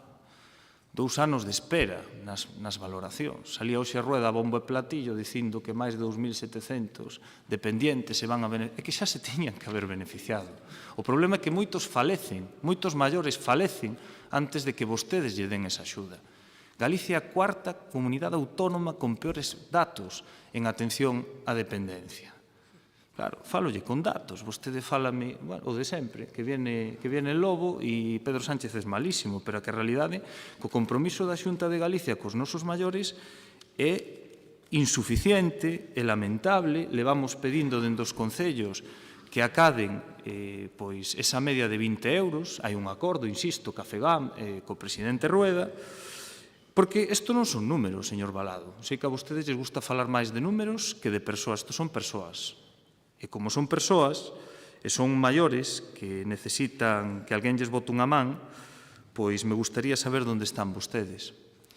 Mire, para que teña un dato desos que siguen pedindo vostedes moitas cousas nas mocións, Pero é bon tamén dicir a que destinamos nosos cartos, pois o 2,6% do orzamento desta Deputación, o 2,6%, nada máis e nada menos, vai destinado ao SAF dos concellos desta provincia. A Xunta de Galicia só destina un 1% do seu orzamento para o SAF. Pois fala vostede de evidencia, de que nos deixe evidencia, pois eu non sei, feito este repasiño, eu creo que a calidade democrática dunha sociedade se mide por como tratamos os nosos maiores. Así que se lle podo pedir un desexo apalpador, non sei se vostede do apalpador, de Papá Noel ou Reis Magos, cumpran cos maiores da nosa provincia. Moitas gracias. Muchas gracias, señor Rivera. Dona Iria, segundo turno. Grazas, presidente. A ver, señor Balado, non sei se vostede leu os acordos, pero non lle pedimos á Xunta que asuma a parte que non pon o Estado. Iso é completamente mentira. Unha cousa que deixo certo, non son alcaldesa, pero fago unha oposición informada e sei o que lle supón o meu concello, pero iso xa lle din os datos. Outra cousa que dixo vostede que me pareceu moi interesante, o Goberno lexisla e as autonomías pagan. O Goberno lexisla e a Xunta pasa a pelota aos concellos, que é o que está pasando. Mire, no pleno de xullo trouxemos unha proposta de goberno sobre competencias impropias, xa falamos disto, e falamos sobre o SAF, basicamente, non sei se o lembra. Naquel momento, nun dos acordos, poñíamoslle que tamén lle demandábamos ao Estado que puxera da súa parte hasta pagar entre a Xunta e o Estado o 100% do SAF e que non lle repercutira aos concellos. Tampouco lles valeu daquela. Vaya, non sei. E hoxe traen esta emenda de sustitución para demandar o Goberno de España, cando xa lle demandamos en xullo e votaron en contra. Como pode ser que en xullo non lles valera e agora sí? Ademais, diríalle que se ten interese en chegar a acordos, esta emenda non sería de sustitución, sería de engádega. E aí poderíamos falar, pero está claro que vostedes non están en chegar a acordos. Traen esta emenda de sustitución porque vai ser unha pobre excusa para votar en contra dos seus propios concellos e de todo o que poderían facer cos orzamentos que están dedicando ao SAF. E voulle dar outra noticia, que non sei se o sabe, pero o BNG non goberna na Xunta. Nin tampouco goberna no Estado, porque parece que ahora todo é culpa nosa, pero tampouco. Na Xunta gobernan vostedes, o que pasa é que escollen non xestionar. Por iso tampouco aceptaron a quita da débeda que negociou o BNG en Madrid. Pero agora venlle reclamando o Estado máis financiamento, que está ben, é lícito, pero noutro momento. E tamén, como comentaba o compañeiro Pablo Rivera, en 2017, non sei se lembran, pero o presidente Mariano Rajoy recortou a chega para a dependencia, recortou dereitos e recortou prestacións e miraron para outro lado, porque naquele momento vostedes tamén gobernaban na Xunta de Galiza. E que fixeron? En vez de demandar o Estado que non o fixera, mirar para outro lado. Porque parece que Pedro Sánchez leva gobernando séculos, pero non é certo. Escolleron non protestar e agora mesmo estamos a falar de que a propia estabilidade financiera dos concellos está en xogo, estamos falando de que hai moitas persoas que están esperando por esa axuda e escollen mirar para outro lado. En 2009 en Galiza había 4.000 persoas usuarias do SAF, en 2019 23.000. E hoxe hai máis de 25.000 persoas, pero as condicións das persoas que as atenden son as mesmas de hai 15 anos. Os custos multiplicáronse por 3 e a Xunta mantivo o prezo do SAF conxelado en 9,7 euros hora ata 2021 que subiron a 12. E agora, outro día que levamos esta mesma proposta ao Parlamento, negáronse a subila e votaron en contra. E hoxe tamén van votar en contra porque non sei que excusas van poñer. E, de feito, dende esta mesma administración, asúmense de novo competencias impropias, axudando os gobernos municipais, o seu tamén, señor Balado, a pagar o SAF a través do plan único, do plan de Diputación, onde hai unha liña para o SAF. Ese plan de Diputación o que se acaban de abster porque é moi malo para toda a provincia. Pense e reflexione cando emita o seu voto. Grazas. Muchas gracias, señora Castro. Señor Balado, segundo turno. Sí, gracias. Señor Rivera, que lle chame tontería a pedir que se cumpra o que dice unha lei promulgada por vostedes, eu non creo que sexa tontería. Tontería é facer a lei comprometéndose a pagar e logo a debedar, non pagar. Pero ainda máis tontería é botarlle a culpa a Mariano Rajoy cando levan vostedes 6 anos gobernando. Eso sí que xa é o colmo da tontería. A cuestión é a seguinte. Di vostede que a Xunta non cumple. Vostede sabe que houve uns acordos no ano 21 entre a Xunta e a FEGAMP polos cuales se obligaba a Xunta de Galicia a cofinanciar o SAF este ano en 11,5 euros por hora e que se está cofinanciando en 12 euros por hora. Por lo tanto, bueno, cando menos cumpliuse ou cubriuse a previsión. Mire, o que destina a Xunta de Galicia para este servizo algúns dos concellos dos que están representados en frente: Antas de Ulla, 392.000 euros, Burela, 474.000 euros, Barreiros, 262.000, Castro Verde, como dixo a compañeira, 578.000, Guitiriz, 497.000, Monforte, 1.064.000 euros, Fonsagrada, 778.000 euros. Bueno, eu entendo que a cantidade, cando menos, é a que cubre as previsións negociadas coa Federación Galega de Municipios e Provincias. Aquí a cuestión é que vostedes veñen a botarlle a culpa á Xunta de Galicia cando realmente o Goberno adebeda cantidades importantes a todas as comunidades autónomas. Eu xa lles dixen que a Galicia adebedalle cada ano 150 millóns de euros. A Xunta de Galicia, cada ano que pasa, destina máis recursos á dependencia. A débeda acumulada do Goberno coa Xunta de Galicia, para poñer un exemplo, é de máis de 2.500 millóns de euros. Por lo tanto, en lugar de pedirlle á Xunta de Galicia que duplique os equipos de valoración para reducir as listas de espera, pídanllo a Pedro Sánchez. Pódenllo levar como agasallo de reis para que se digne a financiar a dependencia como establece a mesma lei que vostedes promulgaron no seu día. Porque o curioso de todo é que, claro, facer leis é moi fácil, dotalas de financiación é difícil. O máis cómodo, claro, é botar 6 anos gobernando e botarlle a culpa a quen gobernou con anterioridade. Por a miña parte non teño moito máis que indicar nesta materia, simplemente que nós non temos nada que recapacitar nesta materia, o que temos que facer é pedir que se cumpla a lei e, en canto ao noso voto, témolo claro, señora Castro, imos votar o que nós creemos que hai que votar, que é precisamente pedirlle a quen ten as obrigas e quen xa está facendo un sobreesforzo económico non se lle pode pedir máis. Nada máis e moitas gracias. Gracias, señor Balado. Señor Rivera, segundo turno. É dicir, que os das pancartas, os das achegas sociais, os da xustiza social, é dicir, o Partido Popular vai votar en contra de incrementar a partida do SAF, vai votar en contra de que se incrementen os equipos de valoración, que precisamente non lle deu tempo a ler a nota de prensa, porque o señor Rueda recoñece unha grave falla nos equipos de valoración e que ten que mellorar eso. Bueno, máis vale tarde que nunca, pero é que xa unha obriga. Cando o señor Rueda dá esas axudas e cando o señor Rueda fai un recoñecemento explícito na prensa sobre que os equipos de valoración da dependencia fallan, moi mal ten que ir a cousa. Moi mal ten que ir a cousa. Mire, cando nós vayamos sendo maiores, que algúns nos iremos facendo maiores, vostedes lamentaránse da peor cuestión que leva feito o Partido Popular, que é desentenderse dos maiores, e acabaránse dando conta de que a súa política durante 15 anos no ámbito social é total e absolutamente errónea. Non digo só na dependencia, digo en xeral.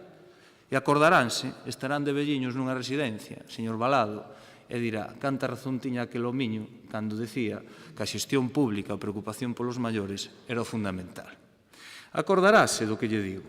E, se lle serviu de algo isto, pois eu me alegro. Pero que é triste tamén, señor Balado, que vostede defenda unha cuestión que a mí parece durísima, que é o feito de que o Partido Popular, cando recibiu plan extraordinarios dese plan de choque por parte do Estado, non nos gastou. Que estuvo facendo? Caixa. Estuvo facendo caixa. En vez de invertilos, onde tiña que invertilos, que era precisamente para activar cuestións vinculadas a maiores, fixo caixa. E ora que ven o señor Rueda dicindo que vai a contribuir a 2.700 dependentes, que xa o tiña que haber feito, o que pasa é que non fixo os deberes. E así a política do Partido Popular. E claro que hai que sacar a Mariano Rajoy, claro que hai que sacar, porque foi a persoa que decidiu, como presidente do goberno do Partido Popular, que había que reducir o gasto en lei de dependencia. Repito, a decisión de reducir o investimento en dependencia, o cuarto pilar básico do Estado de Benestar aprobado do Partido Socialista, foi por M. Rajoy, que creo que xa vamos sabendo todos quen é. Pero sabe que nos pasa aos concellos? E vostede como alcalde tamén me sorprende o que di, porque, eu a verdade que non son alcalde, pero son teniente alcalde, eu a veces cando vexo os orzamentos destinados ao SAF, estou máis afogado que o apalpador despois de cruzar os Ancares cun saco cheo de castañas. Vostede non sei como se sinte, pero que o SAF apreta. O SAF é un servicio esencial. Sabe que a longo plazo vai ser unha cuestión fundamental. Así que a Xunta se comprometa a cadar esos 20 euros de media e, sobre todo, que incremente os equipos de valoración para axilizar a dependencia neste país e nesta provincia. Moitas gracias. Moitas gracias, señor Rivera. Turno de peches, doña Iria. Grazas, presidente. Ben, a min realmente dame moita pena, como decía o compañeiro Pablo, que vayan votar en contra.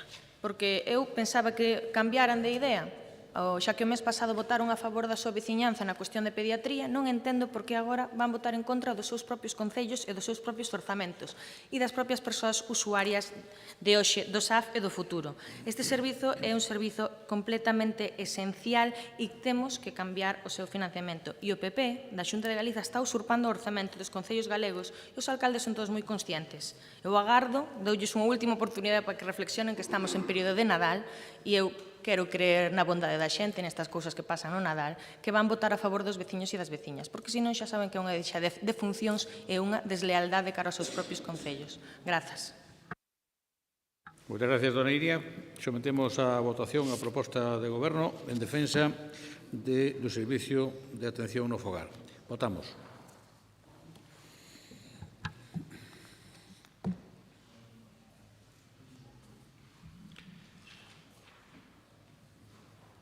Votos emitidos 24, máis un voto telemático, a favor 12, máis o voto telemático 13, votos en contra 12, non hai abstencións, queda, por lo tanto, aprobada a proposta de Goberno. Pasamos ao punto número 5, que é a moción do Grupo Provincial Socialista reclamando á Xunta de Galicia un plan de transporte por estrada para a provincia de Lugo. Un dictamen da Comisión. Comisión Informativa de Asuntos do Pleno, por maioría, coa abstención dos señores deputados don Ángel Santos Sánchez, don José Pardo Lombao e don Clemente Iglesias González, membros do Grupo Provincial Popular, acorda ditaminar favorablemente a moción presentada e levála ao Pleno para a súa aprobación se procede. Moi ben, pois para expoñer a iniciativa ao conxunto do Pleno, ten a palabra a dona Pilar García Porto. Gracias de novo, señor presidente. Dentro da deixadez no desenvolvemento das competencias que lle atribúe o Estatuto de Autonomía, a falla de atención da Xunta cara á mobilidade é un dos máis perxudiciais para a calidade de vida dos galegos e das galegas, para o desenvolvemento do rural, en definitiva, e para a competitividade da nosa economía. Este pleno xa en varias ocasións ten abordado a negativa do Goberno do Partido Popular a desenvolver políticas sobre mobilidade. Dende logo, a Xunta de Galicia ten moi pouco interés neste asunto.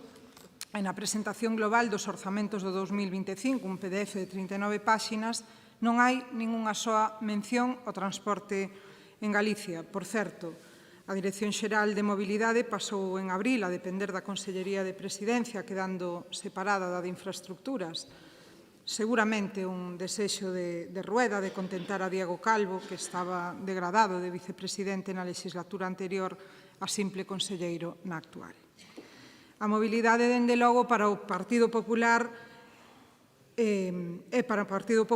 un caramelo de consolación nesas loitas internas e non un elemento clave do desenvolvemento socioeconómico dos galegos e das galegas. De feito, a Consellería de Presidencia ten este ano 589 millóns de euros de orzamento, pero aínda non sabemos como se van a xestionar, en que se van a invertir. Todos entendemos que Diego Calvo lle botou un pulso a Rueda cando foi a sucesión de Feijóo, en plan, faime vicepresidente non che dou a lata, pero claro, agora Rueda xa non necesita muletas. Está cobrando a factura e alá vai a vicepresidencia. E no medio de todas estas luitas internas estamos os galegos e as galegas pagando o pato e vemos como as competencias en mobilidade son parte das componendas das cotas territoriais de poder dentro do Partido Popular. Houve unha reunión de senadores, de alcaldes e portavoces do Partido Popular o pasado día 5 de decembro. E a verdade é que dá un pouco de tristeza, creo que ata vergoña lles debería dar a algúns de vostedes, porque se mentía arredor do plan de mobilidade sostible do Goberno de España, cousa que non nos sorprende porque suelen mentir habitualmente sobre as políticas do Goberno de España, pero sí que lles debería de mancar un pouquiño a vostedes a inacción, a falta de proxectos e a incapacidade de xestión do Partido Popular. O digo como propostas, non? Que deberían de levar a cabo os populares na provincia de Lugo, xa que Despois de 40 anos de autonomía, resulta que o que lles preocupa deste plan de mobilidade son os buses dos veciños de uns cuantos concellos nesta provincia, porque, claro, todo o mundo sabe que os buses para vir dende Baralla, Chantada, O Corgo, Guitiriz, Meira, Monterroso, As Nogais, Palas de Rei, a Pontenova e Quiroga, a Lugo ou outras cidades saen da Moncloa. Iso é algo que todos os veciños deses concellos teñen clarísimo. Eu, se me permiten a licencia e saben esa canción de que non é amor, é unha obsesión, eu creo que o seu, co presidente do goberno, tamén é unha obsesión, dende logo, amor e respeto non é. A min quedoume clarísima a súa concepción do transporte moderno en palabras do alcalde das Nogais. É ridículo que pasen os buses por diante e non paren. Éche ben certo. Éche ben certo, porque seguro que moita xente que ten unha casa cerca das vías do ferrocarril e ve que lle pasa o AVE pensa o mismo. E por non me paro o AVE diante da casa? Pois non lle paro o AVE diante da casa porque é un transporte de longo percorrido, un transporte que pretende ser áxil entre paradas que distan moito entre sí, o mesmo que acontece coas liñas de autobús estatais. Pero claro, o transporte rápido para viaxeiros é outra cousa, non é ir parando moitas veces. En ese sentido, a súa inacción é tan grande, a súa falta de preocupación tamén, que só se preocupan en intentar atacar por aquelas 4 ou 5 paradas de autobús que queren dicir que se perden, pero que non é verdad que se perdan. A súa inacción é tanto que avalan a inacción da Xunta. Sería necesario que se deseñaran as rutas do goberno galego para Galicia, algo que non fixeron en tantos anos que levan gobernando. O único que fixeron foi anular e reducir rutas de transporte autonómico. Eso sí o fixeron. E así, en moitos sitios, pois para desplazarse ao ULA, sin ir máis lonxe, os veciños e veciñas pagan un taxi porque non teñen rutas de autobús que os poidan traer. Continuarei na segunda intervención. Gracias. Moitas gracias, señora Porto. Señora Mejide, sí, ten a palabra. Moitas gracias, presidente. Mexan por nós e dicen que chove. Permítame que tire de Castelao, porque, do contrario, tería que pensar que ou están de broma ou que se están intentando rir de nós. E a verdad que me molestaría que fora o segundo, porque que se rían de nós, a verdad é que a nós danos igual. Pero o resto dos veciños da provincia de Lugo igual non lles gusta tanto. A nós danos igual porque non teñen capacidade de que nos moleste, evidentemente. Pero claro, hoxe vostedes están pedindo a Xunta que faga o que lle está retirando o Estado aos veciños da provincia de Lugo. Chamar mentiroso cando hai unha realidade obvia de que se retiran 22 paradas de transporte de viaxeiros na nosa comunidade autónoma, concretamente 9 na provincia de Lugo, afecta o 40% das paradas que se retiran, precisamente son na provincia de Lugo.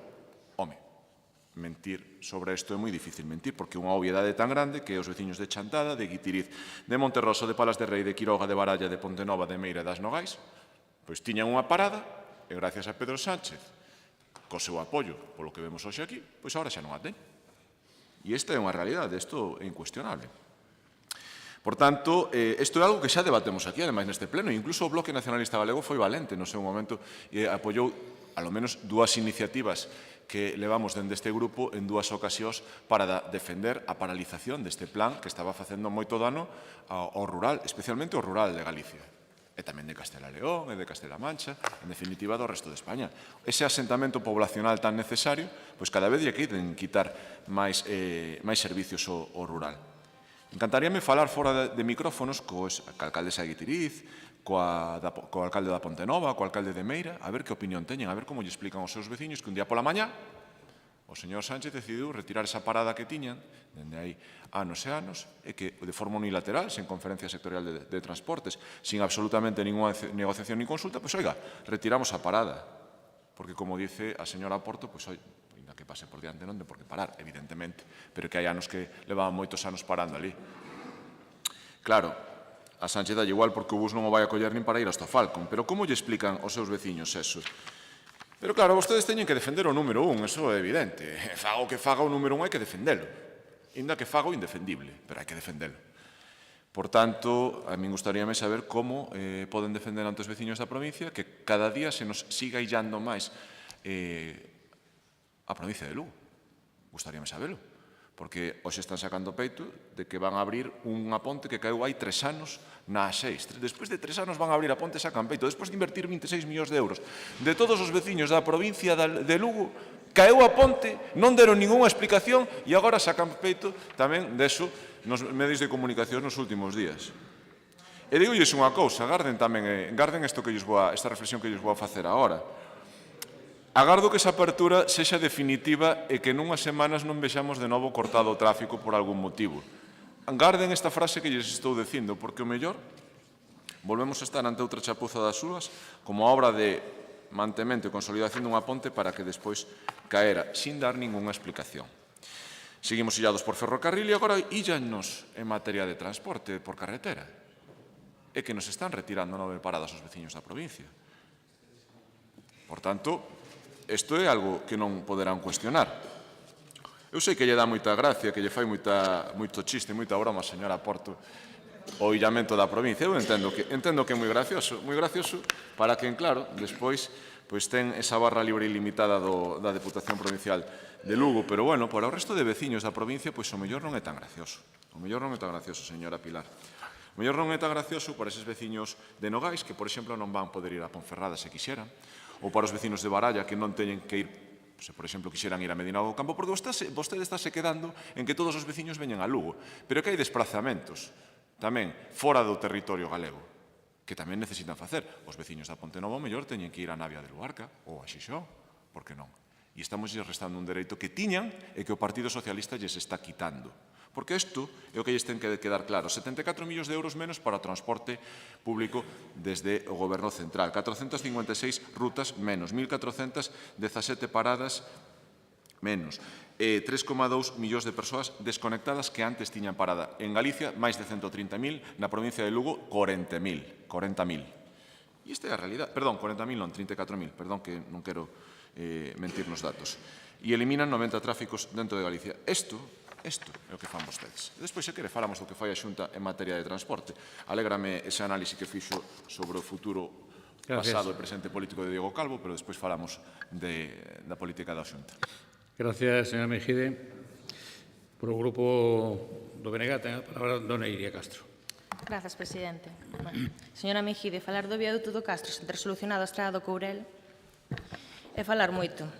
Falar de ferrocarril cando se negan a pedir as competencias a Madrid tamén é falar moito, Hai que vir, menos mal que empezou citando a Castelao, que, eso xa. Miren, o transporte público é un servizo fundamental que as administracións públicas todas, non só o Estado, deben ofrecer á cidadanía. E este servizo resulta fundamental cara a unha maior sostibilidade ambiental, reducindo a maior porcentaxe posible das emisións de CO2 e gañando calidade contra o cambio climático. Na nosa provincia, na meirande parte dos concellos son rurais, hai que facer un esforzo e impulsar as medidas necesarias para mellorar o transporte público por estrada, porque nesta provincia a maior parte das veces é unha odisea moverse e quedas obrigado a utilizar o coche privado. O problema radica na falta de planificación e execución de políticas públicas de mobilidade interurbano rural e non facilitar un desplazamento máis limpo e barato. Dende o BNG levamos tempo demandando melloras e, lamentablemente, o PP, como sempre, exerce o partido do non.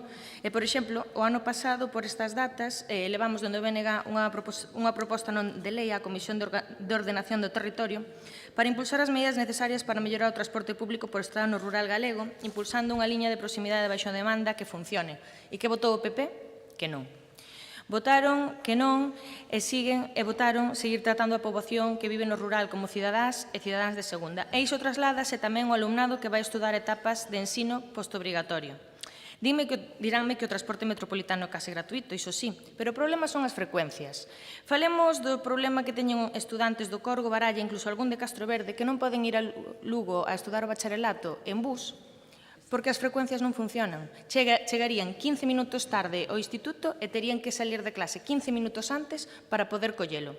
Estas familias todas fixeron o correspondente escrito á Xefatura Territorial de Lugo e negáronlles a solución.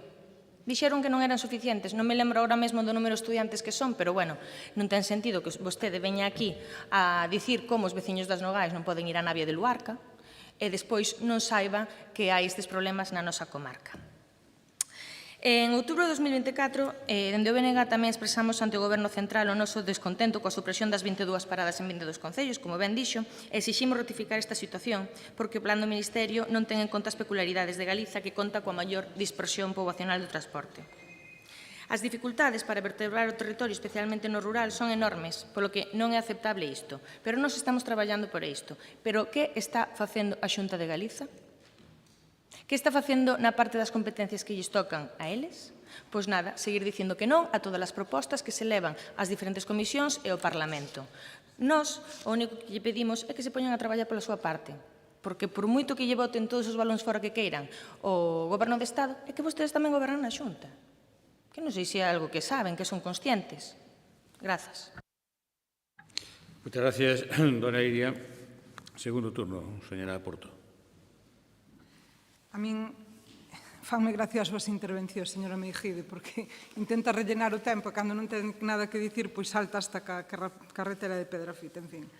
Isto é terrible o seu, sale co que lle apetece en cada momento sin vir a colación no asunto que estamos debatindo.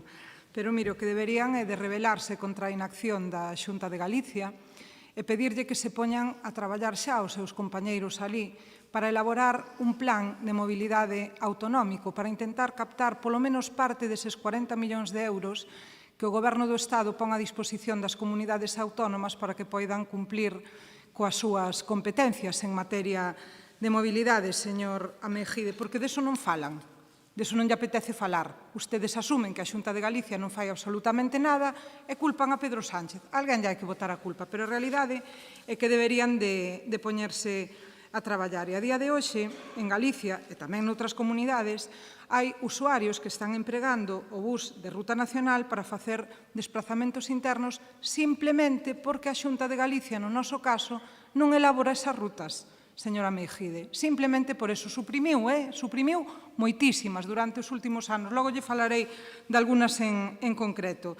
E o obxectivo é optimizar eses desplazamentos e que cada un cumpla co que lle corresponde. E a Xunta de Galicia ten que facer as rutas dentro da comunidade autónoma e facilitarnos o transporte aos viaxeiros dentro da comunidade autónoma. Logo xa enlazaremos cando necesitemos co resto de transportes. Pero miren, traballen, intenten captar polo menos parte deses 40 millóns de euros, fagan algo por este país e non cheguen sempre á cola do resto de comunidades autónomas, porque nese sentido hai moito camiño por andar. Eu creo que é sinxelo de entender, señora Meijide, é fácil.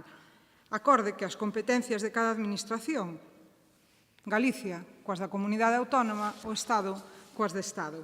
E, sobre todo, teñan en conta por unha cuestión que é fundamental, que tamén é a defensa dos servizos no medio rural, porque perdemos en materia de sanidade, perdemos en materia de educación e perdemos tamén en materia de mobilidade. Non é unha novidade, isto ven de atrás. Mire, non fai moitos anos, e poño o exemplo do meu concello para non falar doutros, os rapaces podían vir a estudar en autobús e podían retornar á casa no mesmo día.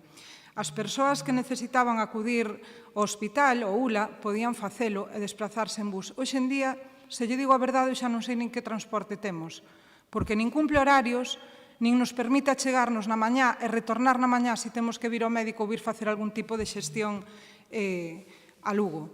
Pero tampouco nos permite desplazarnos a Pontevedra ou a Vigo como se facía fai anos para estudiar, para traballar ou mesmo para viaxar por ocio. Señora Meijide, isto cambiou tanto que abandonaron o rural hasta o extremo. E en materia de mobilidade, igual. Polo tanto, traballen, que o Goberno do Estado ponlle os 40 millóns a disposición das comunidades autónomas e deixese de buscar culpables. Nós só pedimos un plan de mobilidade para Galicia. Moitas gracias, señora Porto. Señora Meijide, segundo turno. Moitas gracias, presidente. Bueno, entendo entonces que non se pode falar neste salón de plenos do illamento real que esta provincia ten en materia de carreteras e de ferrocarril porque lle molesta ao Partido Socialista. Entendo que ante tal alarde de xenerosidade do Goberno central e, sobre todo, de preocupación pola conectividade dos nosos municipios máis pequenos, supoño que xa lle estarán encargando outra medalla máis ao señor Puente, polo ben que nos está tratando como provincia. Supoño que xa lle terán encargada a outra medalliña máis para repartir. E podemos organizar outra comida tamén para entregarlla, se lles apetece. entenderán que non vamos a votar a favor desta moción, porque o que non podemos é votar a favor de que o Estado retire paradas, retire transporte de viaxeiros e agora lle pida a Xunta que faga uns autobuses lanzadeira para cubrir as paradas que quitou o propio Estado, cando o bus sigue pasando por ali, cando o único é que alguén na Moncloa, non sei se o presidente, o número 1, o 2, o 3 ou o 25, lle deu por retirar esas paradas. E non sei favorecendo a quen. Está claro que os veciños da provincia de Lugo non. Por tanto, non vamos a votar a favor deso. E non vamos a votar a favor do argumento de que por aforro tamén, por aforro dos usuarios. Oiga, que aforro? Se agora o que propoñen dentro do Partido Socialista é o que dicen na súa moción e na súa defensa, e é o que dicen na súa defensa dentro do Partido Socialista. Dicen que por aforro, pero que aforro? Que un señor de Baralla teña que pagar agora un billete para chegar hasta donde lle dé a gana de parar o transporte do Estado? Miren, seriedade. Pero que fixeron isto de forma unilateral, sin convocar a Conferencia Sectorial de Transportes. Dende o ano 22 non se convoca. E queren un plan de mobilidade para Galicia. Miren, mentres vostedes xa lles dixen os datos do que retiraba o Goberno Central, e vou dar os datos do que fai a Xunta de Galicia. A Xunta de Galicia o primeiro é que se tes menos de 21 anos ou máis de 65 vas en bus gratis. Eso xa é o primeiro. A ver cando fixo eso un goberno socialista. O segundo é que no 2020 renovou por completo todo o servicio de autobús interurbanos, cun plan de transporte público totalmente redeseñado, pasando de 95 a 700 as liñas de autobús, de 1.800 a 9.000 paradas, multiplicando casi por 9 o número de paradas, casi por 8, perdón. E multiplicando os servicios de 72.000 a 250.000 o ano, reforzando a conexión entre as grandes poblacións, reforzando a conexión co Camiño de Santiago, en definitiva, reforzando tamén a conexión como debe ser dos municipios máis pequenos da nosa comunidade autónoma. Isto é o que fai a Xunta de Galicia, un plan de transportes que reforza por 8 o número de paradas e o número de servicios. E o que está facendo o Goberno Central é retirar servicios, retirar paradas e desconectar en Galicia a máis de 130.000 galegos. Na provincia de Lugo, 34.000. Pero vostedes aplaudan, encarguen medallas ao señor Puente, ou se queren, poden facer un aquelarre para recibir o número 1 polo ben que nos está tratando a nosa provincia. Moi ben, moitas gracias. Aquelarres hai moitos. E non moi lexos, tal bus. Señora Castro, ten o segundo turno. Gracias, presidente. Entendo que as competencias do ferrocarril non as van pedir, non? É que xa preguntei antes, non me dixo nada. Ben, falando do que fai o Partido Popular dende a Xunta co plan de transporte, mire, o ano pasado por estas datas tamén outra das nosas compañeiras no Parlamento Galego, Carme Aira, denunciaba na Comisión Cuarta a discriminación que sofren moitas rapazas e rapaces do rural por culpa do transporte escolar, con paradas demasiado afastadas das súas vivendas, ausencia de marquesiñas, problemas de seguridade, desplazamentos moi longos, entre outras cuestións, mediante unha proposición non de lei para reclamar un estudo que permita adaptar as rutas de transporte ás necesidades das familias e das crianzas, que as rutas sexan flexibles e poder modificalas periódicamente segundo as necesidades dos usuarios. Falouse naquel momento dunha rapaza en Milleiróspol que tiña que desplazarse 3 km pola estrada para ir coller o bus. Denunciou tamén que unha familia dunha aldea de Ribas de Sil se tivera que mudar ante a negativa de Xunta de poñer unha parada escolar. E hoxe eu falo do meu concello. Falaba aquí de máis de 9.000 paradas. Bueno, das 10 paradas que hai no meu concello, só hai 2 que teñen marquesiña. Eu estou segura de que hai xente que non sabe que hai unha parada en Recesende porque non está señalizada. Nin hai señalización horizontal, nin vertical, nin nada. Fixemos unha emenda aos orzamentos da Xunta e votaron que non. Vaya, co que está traballando a Xunta de Transporte Público. E falo do meu concello. Pero é que eu creo que este nulo traballo de señalización e este nulo traballo de comunicación, eu creo que porque o PP desincentiva que a xente utilice o bus. E así parece que, o non haber ningún rexistro de que hai parada, ou non utilizalas, vostedes poden a suprimir. Outra emenda que se fixo aos orzamentos de 2025 da Xunta é para que se cree un servizo de transporte a demanda na comarca dos Ancares e poder conectar mellor as aldeas e os núcleos como San Román, Oeiras ou Becerrea. Este servizo sería moi positivo para o sector do taxi e para a veciñanza e tamén votaron en contra. Vaya, co que están traballando polo transporte público nesta provincia. Pero que pasa? Que é moi bonito vir aquí e erixirse de máximo defensor da provincia, de que este goberno provincial goberna moi mal e despois no Parlamento Galego votar a todas as emendas dos orzamentos desta provincia que non. Como pode ser iso? Como se lle pode facer todas as demandas ao Goberno de Estado e despois a parte que lles toca a vostedes dende o Goberno autonómico non a cumplen? Como pode ser iso? Eu entendo que tampouco non me van contestar esta pregunta, como tampouco me responden a das competencias en ferrocarril. Moitas grazas. Moitas gracias, dona Iria. Turno xa para fechar este punto, señora Porto. Eu diría que vostede rise de nós e nós temos que dicir que chove, señora Meijide. Mire, minte máis que fala. Falou de que se retiraban 74 millóns de euros no transporte, cando en realidade o Goberno do Estado está poñendo 40 millóns de euros a disposición das comunidades autónomas para reorganizar as rutas. Di vostede que lles pedimos que voten en contra de que? Señor Ameijide, pedímoslle que voten a favor. Pedímoslle que voten a favor de que se deseñen unhas rutas en Galicia, tanto dentro da nosa provincia como con outros puntos da comunidade galega para garantizar a interconectividade non só entre as grandes cidades, senón tamén entre os concellos do rural. Están ou non a favor de que haxa rutas de transporte público entre os concellos do rural e as cidades galegas, señora Meijide? Pedímoslle tamén que vote a favor, non en contra de nada, a favor de diseñar servizos de lanzadeira que permitan a todos os lucenses, no caso da nosa provincia, conectarnos axeitadamente cos puntos de enlace das rutas nacionais e tamén das internacionais. Gracias. Señora Meijide, voten a favor da mobilidade dos lucenses. Moitas gracias, señora Porto. Eu, como estamos con un espírito navideño, brevemente vou informálo, señor Meijide, de dúas cousas, só dúas cousas. A primeira delas, en relación coa Ponte do Castro que vostede cita. Fala de unha ponte, 3 anos. Non, son dúas pontes, unha que xa está en servicio e outra que se vai a abrir agora en 3 anos. O Goberno de España cumpliu, sobre todo pensando en que ese tramo o fixo o PP con andar, cunha baixa dun 30%, que de aí veñen agora estos males das cimentaciones. Claro, os aforros hai que quitarles a algún lado, as obras, hai que quitarles a algún lado. E sabe o que é lamentable, señor Meijide? Que estou seguro que está de acordo comigo, de que non reconozca. O lamentable é que 3 anos despois, porque foi na mesma época, houve un derrubo na estrada de Quiroga a Caurel, de Quiroga a Folgoso de Caurel, ao lado dunha pizarreira, ali na Santa Eufemia, que eu estive ali vendo aquelo, son 200 metros o que se derrubou, e vostedes ainda non empezaron as obras para arranxar iso. E máis, acaban de anunciar que vai tardar un ano máis. E usted compara ese 200 metros dunha estrada que é mover terra, etcétera, facer algún muro de contención, con facer os pilares que hai que facer aí e esas pontes tan grandes de aí arriba. Usted compara, e non lle dá un poquinho de vergonza decir eso? Diso non falou. Usted por que non fala dos veciños de Caurel? Que non poden andar, non se poden comunicar. Encima teñen a carretera bella entre Folgoso e Seoane mal. Que teñen as obras paradas. Que teñen que ter eso acabado. Eso sí que é unha auténtica pena. E, mire, vou poñer outro exemplo, porque os datos son os datos. Miren, que despois a veces non salgan nos medios, dá igual. A realidade é que a xente, ao final, se entera. Por iso vota o que vota. E a pesar de los bulos e toda a trama mediática, vota o que vota. Vota o que sí, usted pode se rir ben, que ganou. Sí, pode se rir ben. Sí, usted pode se rir. Vou poñer outro exemplo.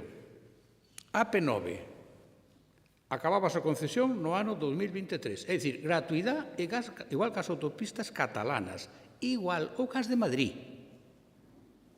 Autopistas de Madrid ou as catalanas. Amigo, vai o goberno do PP, iso está aí, non invento eu, miren ustedes, e lle dá 25 anos máis de prórroga, hasta o 2048. E agora pide que rescatemos os demais. O sea, ustedes benefician unha empresa, había que saber a cambio de que? Porque esas cousas non son gratis. Non son gratis. A cambio de que? Se aumenta desde o ano 2023 hasta o ano 2048 esa concesión desa autovía que estaba amortizada, desa autopista. Iso non explicou o PP. Por moito que agora pide a gratuidade. Oiga, non lle prolongaras tú, xa era gratis, non había nada que rescatar. E outro exemplo. A P53, que tamén se vai a rebeixar por parte do Goberno de España, o peaxe. Santiago Lalín, Goberno do PP, de pago. Lalín Orense, Goberno do PSOE, gratis. Esa é a realidade que hai hoxe. E esos foron os tempos en que se fixeron esa autovía, e que máis que curioso, Santiago-Lalín e Lalín-Orense. Unha de pago e outra gratis. Unha fixose na etapa do PP e outra na etapa do PSOE. Eses son os datos. E senón, usted demóstrame con papeles, con documentos, a ver se o que estou dicindo non é verdade. Así que, de verdade, eu creo que, sinceramente, que se queremos preocuparnos pola mobilidade das persoas, habrá que facer algún plan. Pero é que aquí en Galicia non o temos, non temos un plan de cercanías, transporte por carretera, igual que os hai en ferrocarril, en fin, non o temos. Igual que non temos plan industrial, por exemplo, non o temos. En outros sitios sí que os hai, aquí non, lamentablemente. Entón, eu creo, de verdade, que poñer ahora como exemplo, citarse a Ponte do Castro, que debería estar usted contento, porque, mire, había unha conselleira que felizmente xa non está, o presidente Rueda tuvo un arrebato de inteligencia e xa non está, pois dedicábase a ir ás reunións, que eu estuve en algunha delas, pois a comportarse como agitadora, en fin, pero aportar non aportaba nada, só criticaba. Por certo, había unha de Castilla e León, que tamén a compañera súa, que era educada, pero a nosa non era. Eso están aí, xente que iba aos reunións como a mí, que poden decir. Pero, sin embargo, dela, a carretera dela, que tamén que era, ainda hoxe está sin facer. Ni siquiera teñen acabado o proxecto. E veñen aquí a dar exemplo de que? De verdade, eu creo que hai que sentir realmente o problema das persoas antes de poñerse a criticar, a decir, en fin, o que un se lle ocurra, sin solucionar nada. Sinto de verdade ter que dicir isto, pero con todo o espírito navideño que son capaz, quería dar esta información para que a tivera. Votamos a proposta do Grupo Socialista sobre o plan de transportes por Estrada para reivindicarlo e reclamarlo á Xunta de Galicia. Votamos.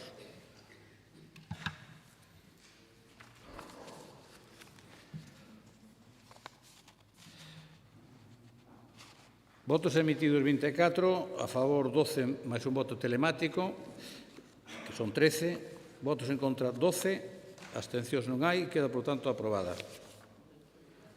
Pasamos ao punto número 6, que é outra moción do Grupo Provincial Socialista reclamando á Xunta de Galicia medidas para fomentar a titularidade da muller nas explotacións gandeiras. Dictamen da Comisión.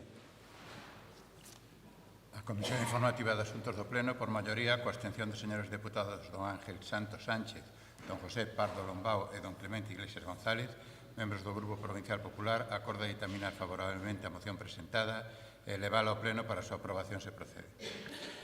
Moitas gracias, señor secretario. Para expoñer esta moción ao conxunto do Pleno, ten a palabra dona Pilar García Porto. Moitas gracias, señor presidente. Miren, os datos estadísticos e tamén as análises sociolóxicas demostran que a perda de poboación do noso rural, do rural lucense, ter un claro sesgo de xénero. Se os expertos calculan que 2 de cada 3 persoas que abandonan o rural son mulleres, os concellos rurais da provincia perderon nas últimas décadas un 24% da poboación feminina.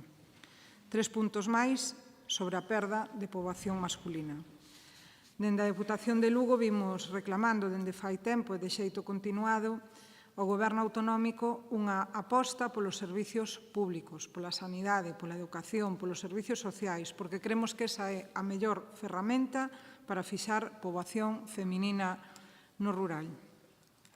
Xunto con eses servicios públicos é necesario desenvolver medidas de respaldo tamén no eido económico que poñan en valor o traballo das mulleres e que axuden a desenvolver os seus proxectos de vida no medio rural. Nese sentido, o Goberno socialista do daquela presidente Zapatero impulsou a Lei sobre titularidade compartida das explotacións agrarias. Daquela foi un texto pioneiro, como tantos que fixo aquel Goberno de progreso, que buscaba facilitar a incorporación das mulleres no rural a titularidade das explotacións familiares nas que moitas delas traballaban de feito en pé de igualdade, pero nun papel que quedaba considerado como de axuda familiar, é dicir, sin os mesmos dereitos que os homes. Iso dificultaba o recoñecemento do seu traballo, o acceso a liñas de crédito e axudas, aqueles bens e dereitos vinculados non só á terra, senón ao rendemento da terra.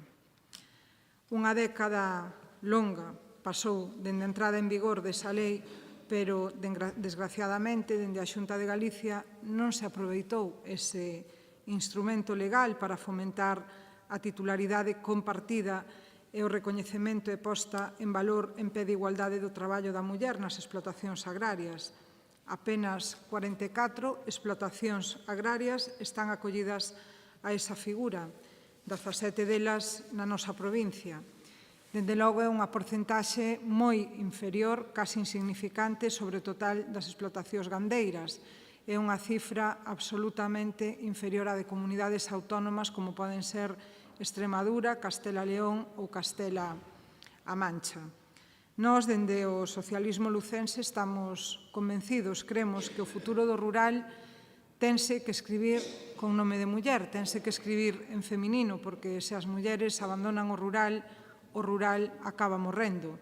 E para frear esa marcha é necesario que se conxuguen medidas que garantan os servizos públicos con outras que aposten polo emprego, polo emprendemento, polo desenvolvemento sostible, por suposto, pola posta en valor do traballo feminino no medio rural. Por iso, sometemos a este pleno unha proposta de acordo para que dende a Xunta de Galicia se deseñe o desenvolvemento dun conxunto de medidas que fomenten a adscrición da muller nas explotacións agrogandeiras ao réxime de titularidade única ou compartida, como xeito de poñer en valor o traballo da muller e facilitar o seu acceso a todos os dereitos, non só para estar nas explotacións, sino para ter tamén todos os dereitos que se derivan desa presencia. Moitas gracias. Gracias, señora Porto. Polo grupo do BNG ten a palabra dona Iria Castro. Grazas, presidente. Ben, hai un par de meses tamén falábamos de despoboamento feminino e como as políticas de recortes no PP influen para que no rural haxa este éxodo feminino ás cidades ou vilas máis grandes. De feito, naquele momento fixemos tanto a compañeira Pilar Porto como eu mesma unha foto fixa de toda a problemática que sufre o rural da provincia de norte a sur polos continuos ataques do PP no goberno da Xunta á sanidade, a educación, os servizos sociais. E o peor de todo é que quen debateu con nós naquele momento, o señor Balado, dixo que era inevitable e que no rural sempre haberá máis desigualdades. Debe ser que dende o PP sabe que non van facer nada para evitalo, pero nós estamos aquí para traballar a favor do rural. Despois comezaba o señor Balado unha longa letanía onde nos mostraba que a Xunta melloraba calquera axuda en materia de cuidados, dependencia, se a solicitante muller incluso falaba das axudas a incorporación a explotacións, os plans de mellora e axudas que contaban ata 10.000 euros máis que a un home. Pero precisamente ese non foi un gran exemplo porque este ano precisamente os plans de mellora tiveron moitos problemas para darse e, de feito, en outubro, aquí en Lugo, onde se concentra o 49,7% dos plans de mellora e o 41,2% das axudas de incorporación, non tiña gravado no sistema ningún dos expedientes. E iso vai as persoas solicitantes non van poder recibir estas axudas e pon en perigo as do ano que ven. No caso desta provincia, sumamos un total de 671 solicitudes de plans de mellora e 241 axudas de incorporación, o que equivale a metade dos expedientes de axudas á modernización das granxas e 4 de cada solicitudes de acceso á actividade. Dándolles máis datos, a diminución de mulleres ocupadas no sector agrario, gandeiro e forestal en Galicia entre os anos 2008 e 2022 triplica a caída no resto do Estado, xa que en España diminuíron un 15,4% as mulleres que traballan no rural e en Galiza a reducción é do 44%, porque non hai medidas específicas para garantir a incorporación da muller a traballos no sector primario. A Lei de Fomento do Acceso á Titularidade Compartida, nacida co obxectivo de profesionalizar a actividade agraria das mulleres, fomentaba tamén a igualdade e salientaba o seu traballo. Esta legislación suporía unha repartición de rendementos ao 50% entre ambas partes da parella, sendo os dous beneficiarios das axudas e cotizando na Seguridade Social. Pero esta lei non deu os froitos desexados porque non se desenvolveron medidas conformes a ela e o demandado Estatuto da Muller Rural e do Mar quedou nun breve título dentro da Lei para a Promoción Efectiva da Igualdade entre Homes e Mulleres. Ademais, quedaron polo camiño as demandas das diferentes asociacións de mulleres que reivindicaban un estatuto específico con rango de lei para convertirse na ferramenta que se necesita. Ademais diso, tampouco se tivo en conta na Xunta de Galiza nin o illamento, nin a falta de servizos, nin os recortes. A igualdade, señores do PP, é transversal, a pesar de que non se vexa moito nas filas que temos hoxe aquí. Cando falamos de igualdade no sector primario, tamén teñen que ver os recortes que sufrimos no medio rural, tamén teñen que ver a promoción dos recursos asistenciais, sanitarios, educativos e a creación de servizos de cuidados de proximidade e incluso tamén a loita contra estereotipos machistas que hoxe en día cada vez se ven máis nas rúas. Moitas grazas. Moitas gracias, dona Iria. Agora, polo Grupo Popular, ten a palabra don José Ángel Santos. Moitas gracias, señor presidente. Bo día a todos e a todas. Bueno, no que vai de mañá apelouse a decir a verdade. Pois, bueno, vostedes mesmos deberán empezar por elo. Non existe outra comunidade autónoma neste país que apoie máis a muller no eido agrario como está facendo o goberno galego. Nos últimos anos, a principal actuación da Consellería a prol da remuda xeracional foi a axuda anual dirixida a mulleres menores de 40 anos que se incorporan á actividade agraria, xunto con un plan de investimentos asociados a esta incorporación, plans de mellora, maquinarias, obras, instalacións, etc. No 21, a Lei de Recuperación de Terra Agraria abriu novas posibilidades de acceso á terra para estas explotacións rexidas por mulleres. No 2024, coa aplicación do PEPA, introducíronse outras novas medidas de remuda, entre as que destacan as axudas para novos agricultores e agricultoras e a axuda para accedente á explotación. As primeiras permiten accederse a axudas para persoas que se queiran incorporar á actividade agraria. As segundas incentivan a cesión de explotación sen relevo en troques do seu peche tras a xubilación titular. Hai uns meses, concretamente, a Consellería do Medio Rural decidiu articular un plan de remuda xeracional para coordinar estas medidas cun programa de titorización no seu afán para asegurar a sobrevivencia rural vivo e aí a muller xoga un papel fundamental.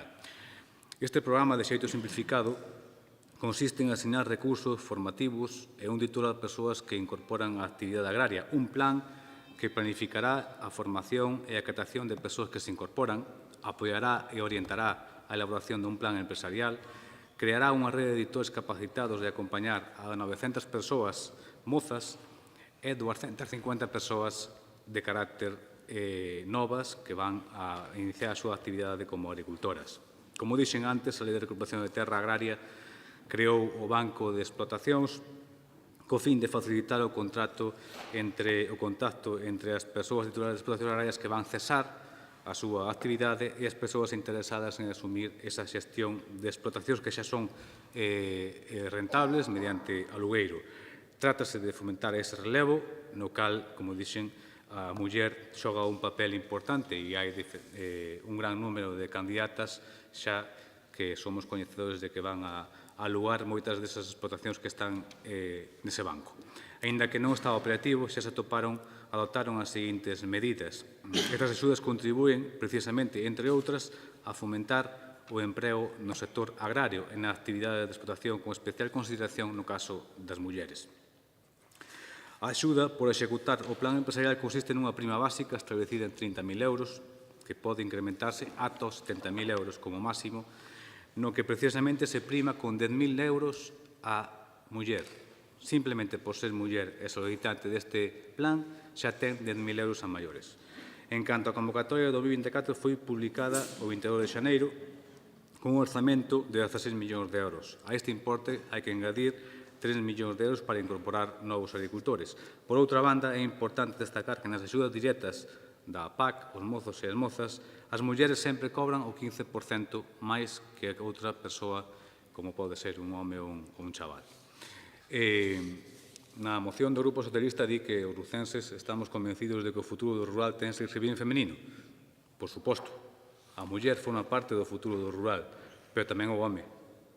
E o futuro do rural temos que escribir entre todos, señores, entre os homes e as mulleres. Eu creo que neste punto non vou dar máis. Gracias. Moitas gracias. Señor Santos, segundo turno para doña Pilar. Evidentemente, o futuro escribirse en conxunto, a igualdade tamén debería escribirse en conxunto, pero hai unha evidencia, o éxodo feminino de cara ás cidades. A perda de poboación femenina no medio rural multiplica a perda de poboación masculina. Habería tal vez que preguntarse en base a esas estadísticas por que, disminuindo como disminuye o número de explotacións, por que, fuxindo as mulleres como fuxen as cidades, se incrementa o número de mulleres que son titulares de explotacións. Eu empezo a preguntarme, despois de escoitarlle decir a vostede que simplemente por ser muller se reciben 10.000 euros, se as mulleres nos estarán utilizando como ferramentas para captar subvencións. Debemos de ter cuidado con isto e, sobre todo, garantizar que a incorporación das mulleres é plena en igualdade de dereitos.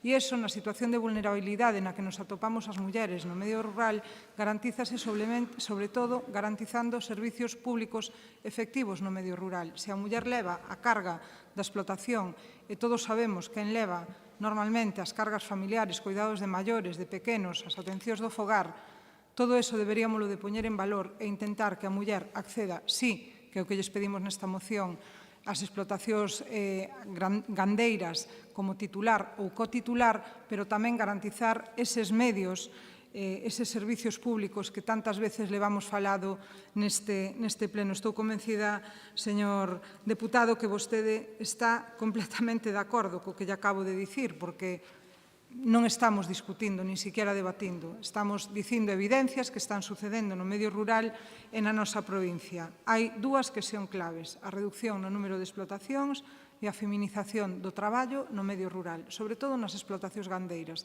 Hai que empezar a preguntarse en que condicións, porque a vulnerabilidade das mulleres volve a estar encima da mesa no medio rural. Gracias.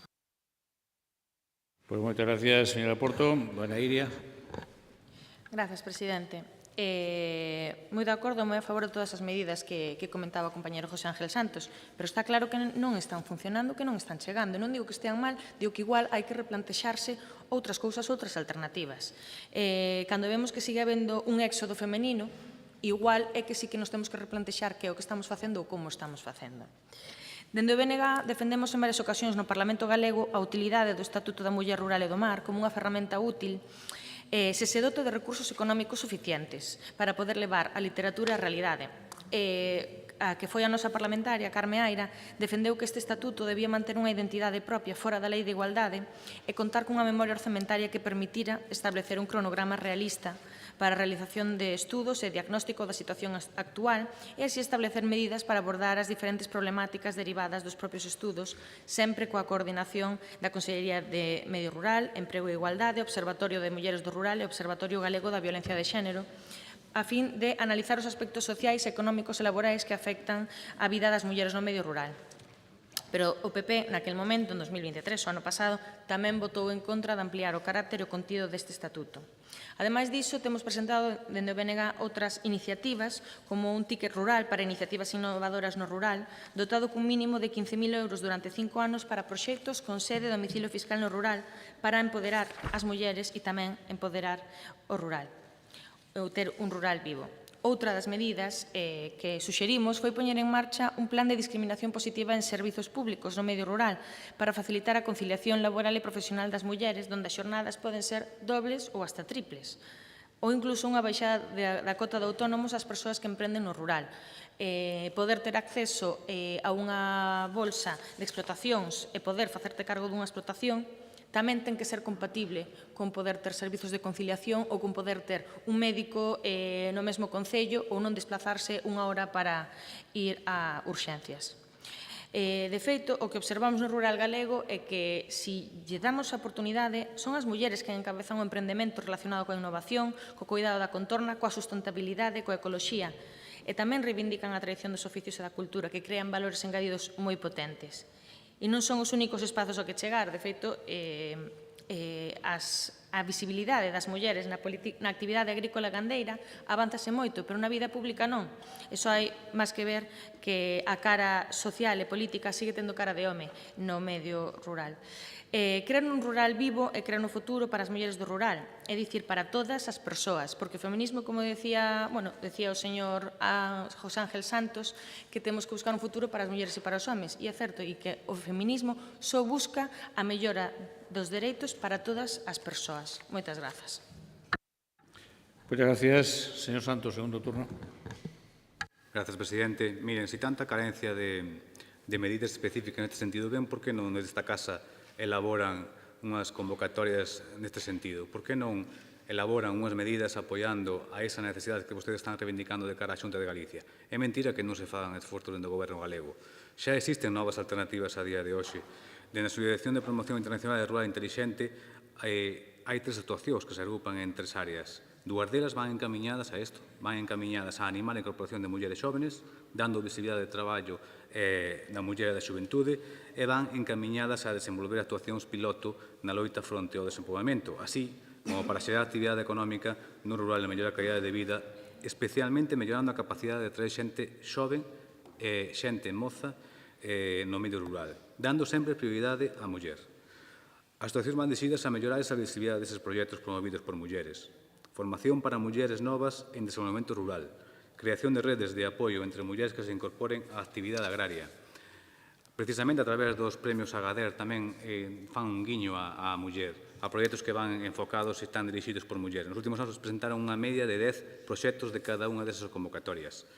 Na Subdirección de Mobilidade de Terras, nas condicións xerais, no artículo 14, establecese que gozan de prioridade na tramitación e preferencia no réxime de concorrencia a tramitación das solicitudes das mulleres.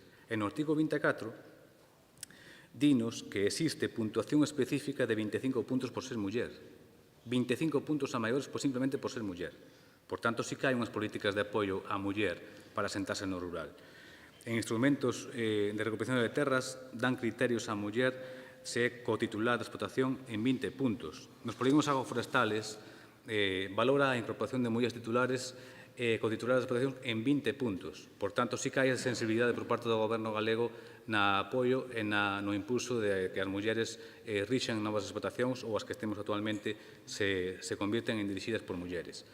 En particular, dende o ano 16, a liña de axudas a proxectos de investimento en actividades non agrícolas que se convoca en réxime de concorrencia competitiva incorpora como criterio de valoración os proxectos promovidos por mulleres de menor de 35 anos ou empresas nas que máis do 50% dos socios sexa deste colectivo.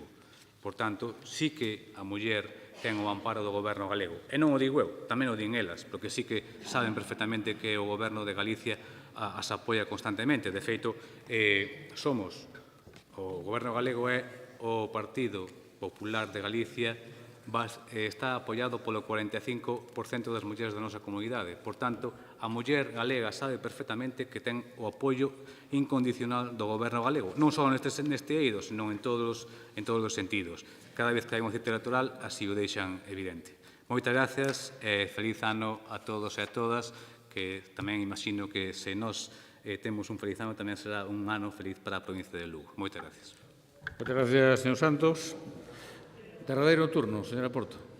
Saliu un competidor o señor Ameijide para as fotos co señor Santos, que ora posa co cartel. Quedalle ben, señor Santos? A verdade que sí. Bueno, miren, o certo é que vostedes levan moito tempo gobernando na Xunta de Galicia ao fronte de todas as competencias en materia rural, tamén no desenvolvemento, e as cifras non axudan, son mellorables, francamente mellorables. Agora, claro, agora hai que vestir o santo, non me refiro a vostede, hai que vestir o santo e dicirlle á muller que ten oportunidades e queren nos convencer, pero practíqueno, de verdade. Dennos servizos no medio rural, permítannos traballar nas explotacións sin estar sometidas a situacións de vulnerabilidade como estamos ata agora, permitan que esas axudas se canalicen e cheguen realmente, e sobre todo o que eu lles dicía, empecen a preguntarse se a muller non se está utilizando como unha ferramenta para a captación de subvencións, que é algo tamén a ter en conta, porque, insisto, hai datos importantes, a feminización do traballo rural e a migración da muller ao eido urbano. Moitas gracias, señora Porto. Sometemos a votación a iniciativa do Grupo Socialista, reclamando a Xunta de Galicia medidas para fomentar a titularidade da muller nas explotacións agrogandeiras. Votamos.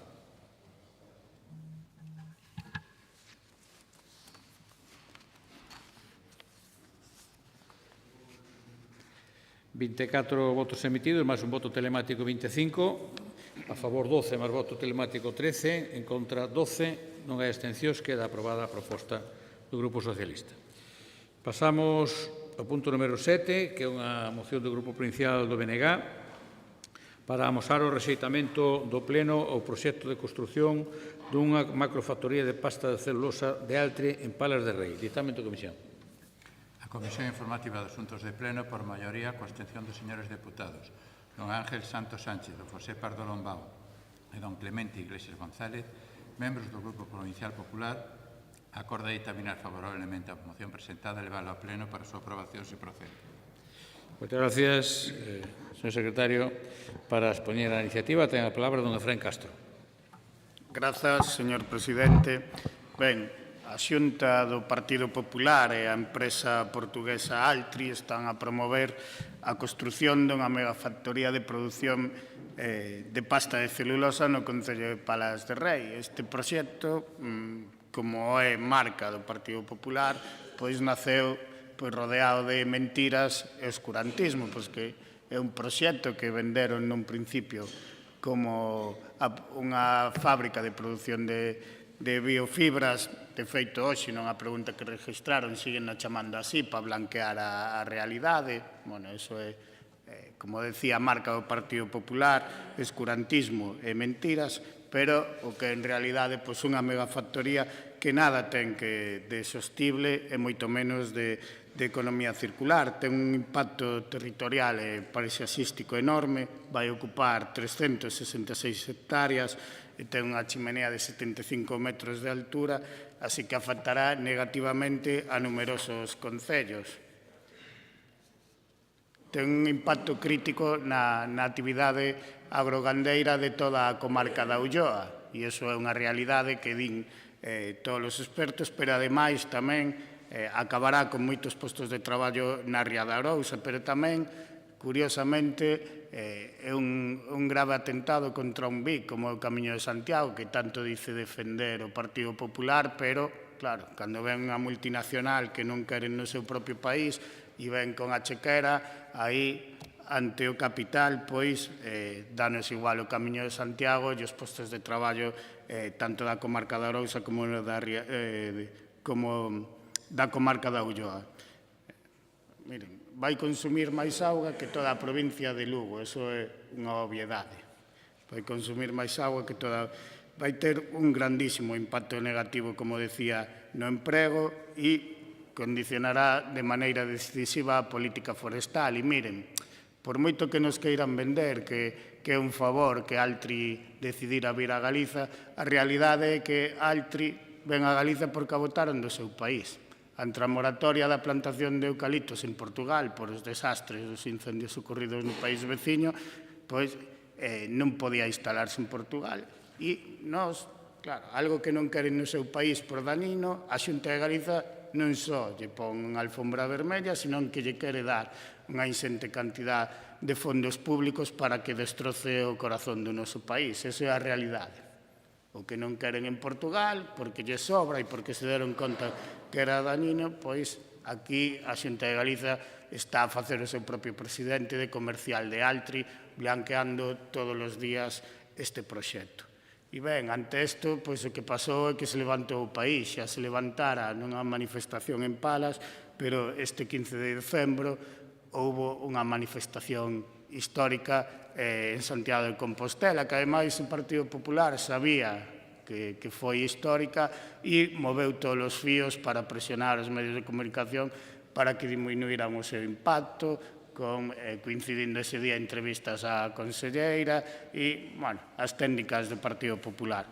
Ben, pois nós aquí o que pedimos este pleno é que mostre a súa oposición a un proxecto tan dañino que xa se ten analizado e temos debatido incluso neste pleno, pero que a sociedade galega sigue posta en pé en contra del e que esos fondos que queren entregar a unha multinacional portuguesa que os invirtan na comarca do Ulloa, que ademais pois hai moitos proxectos sostibles que respetan o medio e unha comarca moi distinta da que pinta o Partido Popular con futuro xa, porque xa hai moitos proxectos e é unha comarca rica e que non necesita unha empresa de encrave para poder vivir. Polo tanto, pedimos que o Pleno desta Diputación se una a voz dos milleiros de galegas e galegos que se manifestaron o 15 de decembro en Santiago de Compostela e unirnos na defensa do noso territorio e na defensa da comarca da Ulloa.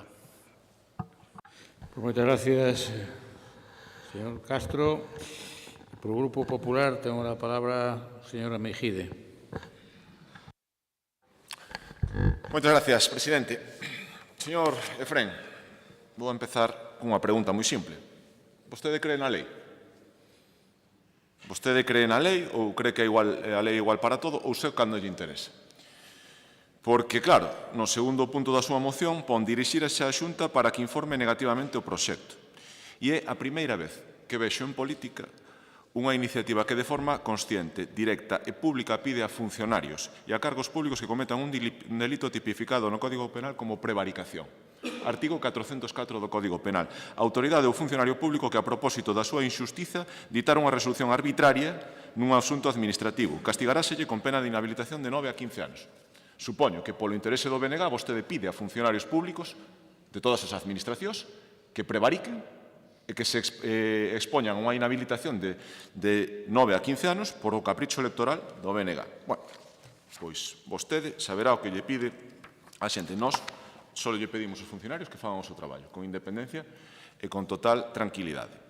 Pero o BNG históricamente vive da manipulación, do alarmismo, da mentira. Repasemos, ano 99, estaban en contra da Alcoa. Alcoa. No ano 99 non lles valía, nin a vostedes nin aos seus socios. Ese que agora andan nas pancartas como os primeiros. No ano, un poquinho máis adiante, estaban en contra da AP9, porque decían que era a navallada Galicia. E agora ven que van por ela cos coches oficiales, sin ningún tipo de sonrojo. Boicotearon toda iniciativa boa para Galicia ou xeradora de empregos ou emprendedora ou innovadora. Absolutamente todo. Chamelles manipuladores e vou non volver a reiterar, manipuladores. Manipuladores porque cando foi a campaña dos pellets tiveron que recurrir a fotos trucadas de outros continentes para intentar alarmar e manipular a xente, porque somos manipuladores. Porque cando foron a Altri, tuveron que facer esta burda manipulación, burda e ridícula manipulación, dunha foto para decir que había unha fábrica onde non existía. Faltoulles poñer a dos Simpson, porque son ridículos e manipuladores. Manteño a palabra de manipuladores e mentirosos, porque eso é o que son. Porque vostedes ven que apoyaron dende o minuto cero esta iniciativa, cando lles interesaba. No 2021 tiñan perfecto conocemento de que se presentaba ao Goberno Central, no 22 comunicouse ao Goberno Central a intención ou a necesidade por parte desta empresa de acudir aos fondos europeos.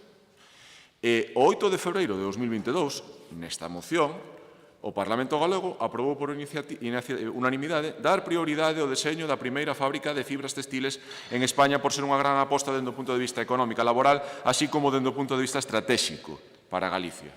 Este é o xermen da declaración de iniciativa prioritaria. E sabe quen votou a favor? O BNG. O BNG. Supoño que conocían o que votaban. Non creo que sean uns ignorantes. Ou vostede está aquí dicindo que eran uns ignorantes os seus compañeiros de partido. Porque a señora Pontón votou a favor desta iniciativa. Por tanto, coherencia. E dirán que naquel momento non sabían o que estaban votando, pero curiosamente, cando estaban votando esa iniciativa, en febreiro de 2022, había este titular na prensa. Altri planea construir 2 fábricas en Galicia, unha de pasta e outra de fibra textil. Non leían nin o que votaban no Parlamento, nin os titulares de prensa, nin lean nada, porque como viven na mentira e na manipulación, dáballes igual. Dáballes absolutamente igual. Pero esperen, que vamos a seguir desmontando todas e cada unha das súas mentiras. Ou é que os seus expertos, eses os que pagan, non lles estaban explicando que era necesario facer a extracción da celulosa para poder facer a fibra textil. Eso non llo dixeron naquela clase que lles pagaron? No, claro, ese probablemente non. Pero sigamos desmontando esas mentiras, porque son moi divertidas, son moi divertidos, moi malos para Galicia, pero moi divertidos tamén. Porque, claro, eses expertos os que lles pagan non lles explicarían que o 95% dos terreos que vostedes dicen que non existen xa teñen compromiso de venda. Non lles explicarían que ese o de que dicen de que vai a ser 3 veces máis grande que Ence é mentira, porque vai a ser a metade. Tampouco lles explicarían que se vayan a consumir 46.000 metros cuadrados de auga, cúbicos de auga, perdón. Non é verdade, eso é autorización en punta. Como ben sabe, o consumo estimase en 20.000 metros cúbicos o día, dos cales se devolven o 98% outra vez, o río en perfectas condicións, como pudemos comprobar os que tivemos, polo menos, a delicadeza de informarnos e ver como era a actividade en Portugal, donde dice que non os queren, pero teñen 3 plantas. Donde dice que non os queren, pero teñen 3 plantas. Señor Efrén, hai que estudiar un pouquiño máis e ler un pouco máis. Dicen que os seus técnicos, os que pagan, eses que non sei quen sufraga esa campaña, non sei quen ten interés en ir en contra de Altri, pero os que pagan toda esa festa que está montando o BNG, alguén o pagará, eu non sei quen, pero vostede o mellor o sabe, quen este detrás deso tamén dice que que non hai eucalipto suficiente en Galicia. Gracias. 6.000 metros cúbicos. Remato só con unha frase, presidente, por favor. Só un tercio do que se exporta sobraría para esta plantilla. Pero vostedes sigan manipulando e mentindo. Moitas gracias, señora Mejide. E agora, polo Grupo Socialista, ten a palabra don Pablo Rivera. Home, eu creo que se pode discrepar acerca dos distintos posicionamentos, pero non fai falta chegar a ese grado de vehemencia, porque falaba vostede de coche oficial. Eu, se tuvera que decidir sin coñecelos quen prefería ir en coche oficial, se vostede o señor Efrén, tería clarísimo. Pero vostede, como esa canción de Camilo VI, molar mola mazo, porque parece que cando fala ten unha capacidade para sentar cátedra sin dar un só dato. Señor Rivera, un segundinho. Acerca un pouco o micro porque se oi bastante. Sin dar un só dato. É sorprendente a súa capacidade para facer de todo unha causa en contra dos demais. Mire, hai algunhas cousas que efectivamente vou estar de acordo con vostede. Sobre todo nunha. A mí non me gusta, e o Partido Socialista non lle gusta o alarmismo, pero tampouco lle gusta sobre a actuación na que cae vostede. E non xa dixemos cal era, como partido, a nosa postura dende fai tempo, cando vostedes trouxeron esa moción, é que, cando os informes medioambientais da Xunta de Galicia, non o que me diga o voceiro do Partido Popular, nin ninguén, pois estén riba da mesa e saibamos exactamente o que din os técnicos, será o momento de pronunciarse de maneira definitiva. Ten pouco sentido falar agora e facer defensas acérrimas sobre algo sen dispoñer de toda a información, porque eu creo que a prudencia é a mellor compañera de viaxe neste tipo de cuestións. Por eso creo que vamos a esperar a que esos informes se produzan, porque incluso lle podo reproducir o que dixo en rolda de prensa o seu portavoz parlamentario onte mesmo, que dice que el proxecto industrial en castelán non se podría instalar en Galicia se non cuenta con la declaración de impacto ambiental favorable que elaboran técnicos e especialistas en la materia. Polo tanto, creo que, bueno, pois vostedes que foron os primeiros en defender esta cuestión, ahora, pois están que isto, tal vez, era o que lle tiñan que haber explicado os galegos. Esta é a segunda parte da miña intervención, que é a que critico moito, que vostedes apelan a que desto se fixo unha causa política.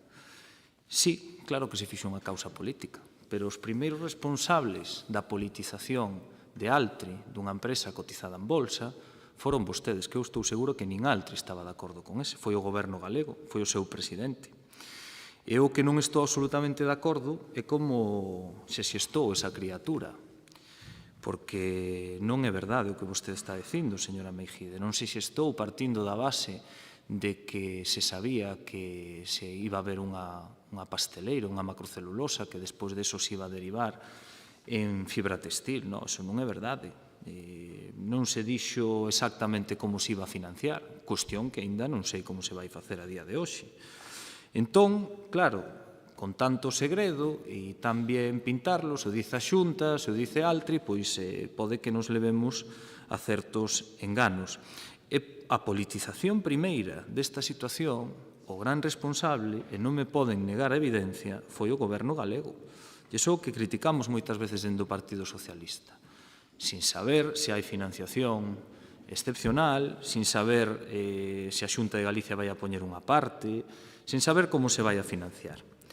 Evidentemente, a parte deso, claro, vostedes fixeron un anuncio xusto antes das eleccións sin saber cal ia ser o impacto ambiental, o impacto paisaxístico, a repercusión no consumo da auga, na contaminación, a súa afectación ao camiño de Santiago, se iso iba a afectar o modelo de desenvolvemento actual que existe na Ulloa. Todo iso ainda non o sabemos. Supoñémolo, bueno, pero a miña opinión personal nesto vale o xusto. E creo que a da Xunta vai un pouco nesa liña. Claro, o que pasa é que cometeron o grave erro de utilizalo políticamente e agora cando outros pensan de outra maneira, pois di que son os manipuladores, son os mentirosos. A min eso tampouco me vai, sinceramente. Tampouco sabemos se vai a mudar o modelo forestal, a eucaliptización de Galicia. Non sabemos como vai afectar a todo iso. E nos o defendimos unha outra vez. Industrialización de Galicia, sí, pero non a calquera prezo. e cumplindo escrupulosamente ca normativa e a legalidade, porque sen eso dificilmente van a poder acceder a fondos europeos, eso sabémolo todo, pero goberno o Partido Popular, goberno o Partido Socialista ou goberne calquer outro partido. Europa é exixente cos seus requisitos. Polo tanto, o que criticamos moitas veces é esa posición electoralista que adoptou o Partido Popular no seu día sin ter un coñecemento en profundidade do problema. Moitas gracias. Moitas gracias. Segundo turno, don Efrén. Ben, señora Meijide, vexo que vostede tamén está ben alocionado, igual que o señor Rueda, en defender a unha multinacional portuguesa. Eso está ben que a defendan con vehemencia porque sacan todas as caretas. Vostedes son os primeiros que non esperan os informes, porque xa non lo venderon como algo que se vai producir e que vai ir adiante sí ou sí e que vai ser boísimo para Galiza. Pero claro, vostede foi ali a Portugal, seguramente, invitado por Altri, e o mellor fixo como un alcalde do Partido Popular e dixo esta gran afirmación científica, eu puxen a mao ali e a auga salía limpia que hasta salía morna. Bueno, pois ese morna que vostedes dicen que non ten nada que ver, pois explíquelles aos que viven da Ría de Arousa e con os problemas de produción que están a ter xa por o cambio climático e por o aumento de temperaturas das augas, díganlle que total, que salga a gran parte do caudal do río un pouco máis morno, 3 grados de temperatura máis alta non vai afectar a acuicultura da Ría de Arousa, dígallelo, porque eles creen que non. Por eso estaban ali en pleno manifestándose, porque o BNG temos esa capacidade de movilización de engañar a tantas persoas, nós, o Bloque Nacionalista Galego, é que eu creo que nos sobrevaloran moitas veces, pero o que non son capaces é de explicar que eso non vai ter impacto. Vostede cree que decir que vostede é moi leído que ten datos que a auga que a volven ao río que sale igual que a colleron? Eso é unha mentira, porque se fora así farían un circuito pechado. Se hasta a propia Altri recoñeceu que non saía exactamente igual. E máis, comezaron, como lles decía, con mentiras. Nos votábamos a favor dunha planta de biofibra, pero Altri nin siquiera ten a patente para producir o liocel neste momento. O sea que vostedes o que encubriron, porque sabían que si decían que era unha mega factoría de producción de pasta de celulosa iba a ter oposición cidadá, vostedes encubriron. E da man de Altri, que aí sí que discrepo co compañeiro voceiro do Grupo Socialista. O Partido Popular vai da man de Altri e aí sí que estarán pagados, porque senón non se entende, nadie pode entender que unha multinacional que expulsan de Portugal por o impacto que está a ter no país, expulsan directamente, lle poñan a alfombra vermella no país do lado. Eso nadie o entende, e por eso se levantou o povo galego en pé, e por eso vostedes están tan preocupados e por eso son tan vehementes contra datos. É unha bomba medioambiental e vostedes queren dinamitar o corazón do noso país. Pois ese é o modelo do Partido Popular. Nos estamos a favor da industria, pero que aporte un valor engadido e non das industrias en cabre, que nin xeneran emprego, que vai destruir moito máis do que xenere e, ademais, destruyen o noso país. Moitas gracias, don Efrén. Segundo turno, señor Meijide.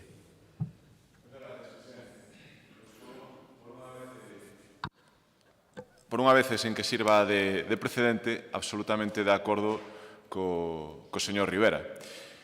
Efectivamente, máis de 30 informes de distintas administracións e de distintos técnicos, esperemos a que digan, si cumple poderá instalarse, e se non cumplen, evidentemente a Xunta vai a ser a primeira administración que proíba a súa instalación, ou, neste caso, que non dé a autorización. Esta é a única realidade, por tanto, neso, suscribo as palabras do voceiro nesta moción do Partido Socialista, pero o que lle pido o voceiro do BNG nesta moción é cordura, seriedade, responsabilidade, coherencia e, sobre todo, memoria. Sobre todo, memoria, porque vostedes levaron este proxecto na súa campaña. A señora Pontón levou na nosa campaña. Decía que non sabía que había que poñer fondos públicos. Oiga, pero que aprobaron esa moción o 21 de marzo de 2023 cos votos da señora Pontón e o resto de compañeiros, precisamente pedindo que garantizasen fondos públicos para esta pasteira. E volver a decir, no, é que non sabíamos que era unha pasteira. Altri, la pastera que sí le gusta al BNG, xusto por esas datas. O que pasa que igual, como os de Men in Black, igual lles deron unha luz un fogonazo e borrouse esa memoria agora mesmo. Pero, oiga, mira, os titulares están aí. Altri, la pastera que sí le gusta al BNG. Que teñen agora en contra dela? Non o sei. Non o sei. Nos agardamos os informes. Como ben decía tamén, neste caso, o señor Rivera, pero vostedes están en contra. Que hai detrás desas protestas ou detrás dese en contra? Non o sabemos. Hai moitos intereses económicos, estánse gastando moitos cartos en publicidade, estánse gastando tamén moitos soldos de actores e demais xente. Bueno, pois, oye, quen paga esa factura e quen sufraga todos estes gastos? O BNG saberá que está ao fronte de todo isto. Nos, por suposto, non. Pero queríano, porque en Ribadeo queríano. O alcalde de Ribadeo solicitouno, eso é verdad. A Mancomunidade da Mariña solicitouno, enviou tamén unha carta para garantizar que fora ali. O alcalde de Foz tamén o solicitou, é certo, no seu momento, o señor Cajoto, que está ali sentado. Supoño que non por irresponsabilidade cos seus veciños. Mandaron tamén cartas ao resto de alcaldes, de Trabada, o de Ourol, a de Viveiro. Parece que non estaba tan mal. E hai xente que, aínda que non o crea, tamén apoia esta iniciativa, sempre garantindo o respeto medioambiental e o cumprimento das normas. Pero miren, sindicatos, sí creen interesante crear postos de traballo na nosa provincia, a patronal, os empresarios, evidentemente, tamén queren xerar empregos e oportunidades na nosa provincia, efectivamente, asociacións, e eu agardo do Partido Socialista esa responsabilidade que sí que vimos en algún momento do presidente da Diputación, e que agardo que siga mantendo, que é esperar e agardar os informes. Se son positivos, todos a favor. Se son negativos, seremos nós os primeiros que tamén estaremos en contra desa implantación. A postura do BNG e que intereses ten detrás? Pois o mellor o ten que explicar algún outro día, señor Castro. Moitas gracias. Señor Rivera. Sí, a ver, eu volvo a decir o mesmo, que nin todo é verdes pastos, nin todo é apocalipse. Nos o dixemos claramente, hai moitísimas tonalidades, e creo que a prudencia que demostrou este presidente neste caso pois é máis que absolutamente respetable, parece o normal, pero eu incido no mesmo, incido que o gran error do Partido Popular foi precisamente dar o primeiro paso cara a politización e non cara a normalización dunha situación. O mellor o prudente hubiera sido ter dito no seu momento: señores, temos un proxecto, vamos a esperar a que veñan os informes medioambientais correspondentes para poder pronunciarnos ao respecto. Non anunciar en bombo a platillo que se vai instalar, que temos unha fábrica textil, de fibras textiles solubles e ecosostibles, cando realmente sabemos que eso non é exactamente así, e eso, desde o primeiro momento, ninguén dixo que fora así, e moito menos o señor Rueda.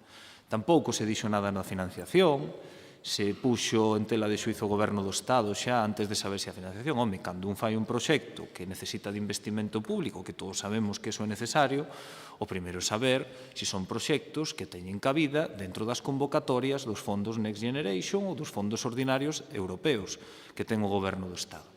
Porque, evidentemente, na descarbonización parece difícil que teñan cabida este tipo de cuestións. Así que a nosa postura é clara. Vamos a esperar os informes, como xa se ten manifestado desde distintas posicións do Partido Socialista. Estamos a favor dun proxecto sostible, sí. E o demais, pois, habrá que velo. Habrá que ver se cumple cas cuestións medioambientais, cas cuestións culturais, cas cuestións paisaxísticas, cas cuestións do ciclo da auga e demais. Eu, sinceramente, non me atrevo cunha visita á fábrica de Altri en ter unha opinión formada e definitiva sobre se cumple ou non, porque hai un matiz moi importante que se está esquecendo case todo o mundo, incluído o Partido Popular, eu creo que o fan conscientemente, que a contestación social ven provocada por dúas cuestións. A primeira, por mentir, porque a xente non é parva, e a segunda, porque a ubicación desta nova planta, a diferencia de Portugal, é unha ubicación nova. En Portugal esas fábricas levan 50 anos. Os que estuvemos ali tamén tuvemos a oportunidade de ir a tomar un café e falar cos oriundos da zona e preguntarles cal era a súa opinión, sen presión, sen máis, e teñen a súa opinión tamén. E vou calar, non é o mismo unha fábrica que se implanta de novo, por moi moderna que sea, que fábricas que levan ali 50 anos donde socialmente están admitidas. Pero, polo tanto, digo, proxecto sostible, sí, o que se queira. Industrialización, sí, a que sea preciso. Pero o que non queremos é que nos mintan dende o primeiro momento, que nos digan que vai ser unha cousa e despois outra, porque saben que a pasta se pode traer de outros sitios perfectamente. Moitas gracias. Moitas gracias, señor Rivera. E turno de peche, don Efrén. Gracias, señor presidente. Ben, señora Meijide, vostede na súa intervención demostrou que non creo, vostede non entende, porque vostede sí que sempre se moven por algún interés económico, e de feito por eso van da man de Altri, que alguén, porque aludiu aos actores ou actriz, que alguén poda mobilizarse e utilizar a súa imaxe e convocar por defender o seu país. Eso vostedes non o entenden. Vostedes creen que ten que haber diñeiro detrás, como hai detrás da campaña mediática que está orquestada e pagada por Altri da man da Xunta de Galicia. Aí sí que hai intereses económicos claros. No outro, mire, só hai unha sociedade galega que non quere isto. E vostedes teñen aí un negociete para uns poucos amiguetes que está moi ben e están moi preocupados contra a movilización. Pero esa é a realidade. Vostede dice que intereses oscuros hai aí. Non hai ningún interés oscuro. Hai unha sociedade que está alzando a voz, como é democrático, contra un proxecto que non quere para o seu país e vostedes queren introducir a unha multinacional portuguesa que non queren en Portugal no corazón da Galicia. Gracias. Moitas gracias, don Efrén. Sometemos a votación esta moción do BNG en relación con Altri. Votamos.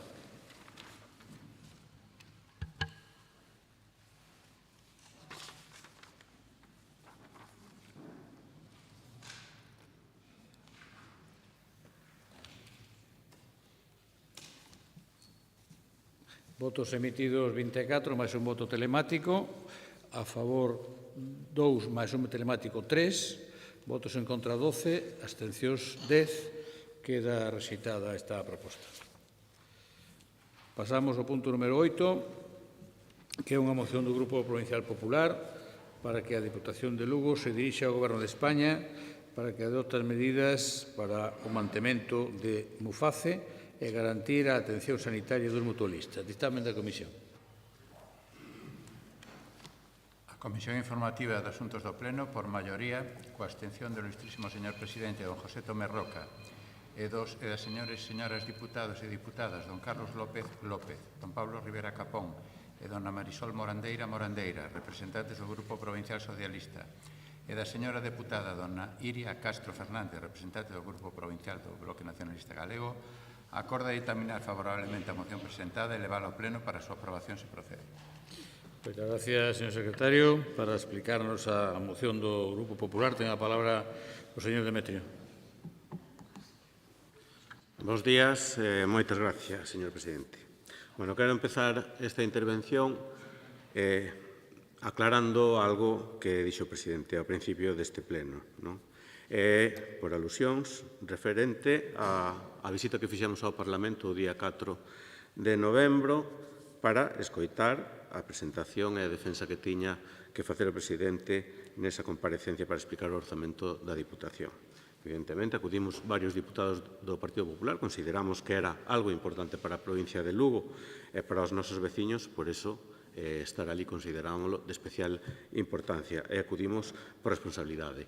Tamén acudiron os veciños de Becerreá, pero non convocados polo Partido Popular. Acudiron libremente para tamén saber se iba a haber, se iba a producir algunha noticia referente a esa residencia tan esperada. Pero o Partido Popular, repito, non tivo nada que ver con esa visita. Evidentemente, falamos como con calquera outro veciño se falaría. E quero tamén defender a responsabilidade e profesionalidade dos asesores deste grupo, os que se acusou, con algo que considero unha calumnia, de agitadores en ese momento. Non é certo, eu creo que ten unha mala información e, ao mellor, por eso se produceu esa palabra. Eu invito a retirar esas amenazas que fixo os asesores deste grupo e apelo novamente a esa responsabilidade e esa profesionalidade coa que traballan todos os días. Ben, unha vez dito isto, indo ao de Muface, vivimos uns momentos de incertidume coa mutualidade dos funcionarios Muface, que, segundo as propias compañías que prestan o servicio, sufre unha infrafinanciación do sistema. Os gastos da prestación médica subiron nos últimos anos nun porcentaxe elevado e o que facía insostible o sistema. O pasado 10 de novembro, o Ministerio publicou un informe no que se concluía que o modelo Muface non era sostible e deberían transferirse os seus usuarios á sanidade pública. Isto provocou unha situación de preocupación entre todos os asegurados e, sumado ás declaracións contradictorias por parte dos distintos ministerios ata o día do rexistro desta moción, así como os anuncios de parches puntuais, xustifican a necesidade de dar unha solución a longo plazo a esta situación, dar certeza e seguridade a máis de millón e medio de funcionarios acollidos a este sistema mutualista. En España son máis de millón e medio e na provincia de Lugo en torno a 8.000 lucenses que quedarían sen prestación sanitaria en caso de que o Goberno de España non poña remedio a esta situación e que, ademais, que provocaría o colapso do sistema sanitario público que se vería obligado a acoller a todos estes traballadores con unha demanda asistencial de moi difícil cobertura. Resulta, polo tanto, de especial urxencia que o Goberno de España adote todas as medidas que sexan precisas para garantir a continuidade do sistema MUFACE. Por iso, propoñemos, dentro do acordo, que o Pleno desta Diputación de Lugo inste ao Goberno de España para que informe con transparencia dos procedementos adoptados para a nova licitación para o concerto de xestión de MUFACE. E como punto 2, que adote cantas medidas sexan precisas para garantir a plena asistencia aos mutualistas, licitando de maneira urxente, que xa está realizado, o concerto de MUFACE e impedindo que este impacte nos sistemas públicos das distintas comunidades autónomas. O digo, é algo que xa está funcionando, por iso espero a unanimidade, como se produxo no Parlamento de Galicia a estas propostas. Moitas gracias, nada máis. Moitas gracias, don Demetrio. Ahora sí que vou corrixir a vostede. Eu permítolle que me diga que o pulpo é un animal de compañía e eu chupo o dedo. Eso sí. Incluso vamos a deixar o ámbito da actuación dos asesores da Diputación, non do PP, da Diputación. Ahora, decir que amenazo, non. Só o poño en coñecemento e aviso. Iso de amenazar, dice usted. Eu non, simplemente constatei unha realidade que foi así. Porque, además, vemos, oímos, e máis, algún desas persoas mesmo entrou no Grupo Parlamentario Socialista. Sabemos que iba a comprobar, sabemos. Señor Demetrio. Por tanto, pulpo animal de compañía, como usted queira. Estamos no Nadal. Bueno, para expoñer ora a posición do Grupo Socialista, ten a palabra a dona Carmela López. Gracias, señor presidente. Señor Salgueiro, o sistema que debe preocuparnos a todos é o sistema público de saúde, non soamente o dos mutualistas do noso país. A ver, esta moción é un exemplo máis da falta de propostas do Partido Popular para a nosa provincia, que trae aquí a debate algo que non é da nosa competencia. Imos intentar desmontala con 4 puntos. O primeiro, as competencias e a responsabilidade. A moción pide que a Deputación de Lugo interceda ante o Goberno de España, pero este tipo de medidas deberían xestionarse directamente entre, repito, as administracións competentes, sen a intervención dun nivel administrativo inferior, como esta Deputación Provincial. A Deputación de Lugo, saben vostedes que non ten competencia directa en materia de saúde. Solo faltaría. É que solamente nos queda ter que meternos tamén en ese problema. Existencias de outras prioridades e necesidades locais. Esta Casa debe priorizar melloras no ámbito local, como o estamos facendo. Interceder en asuntos que son competencia do Goberno de España desvía os nosos recursos e a atención de outras cuestións máis relevantes que sí, ás veces, se traen a este pleno. Inconsistencia no procedemento. É moi bonito dicir que a licitación se saque canto antes, por suposto. Oxalá todas as licitacións, incluso dos nosos concellos, se puideran sacar con moita máis premura.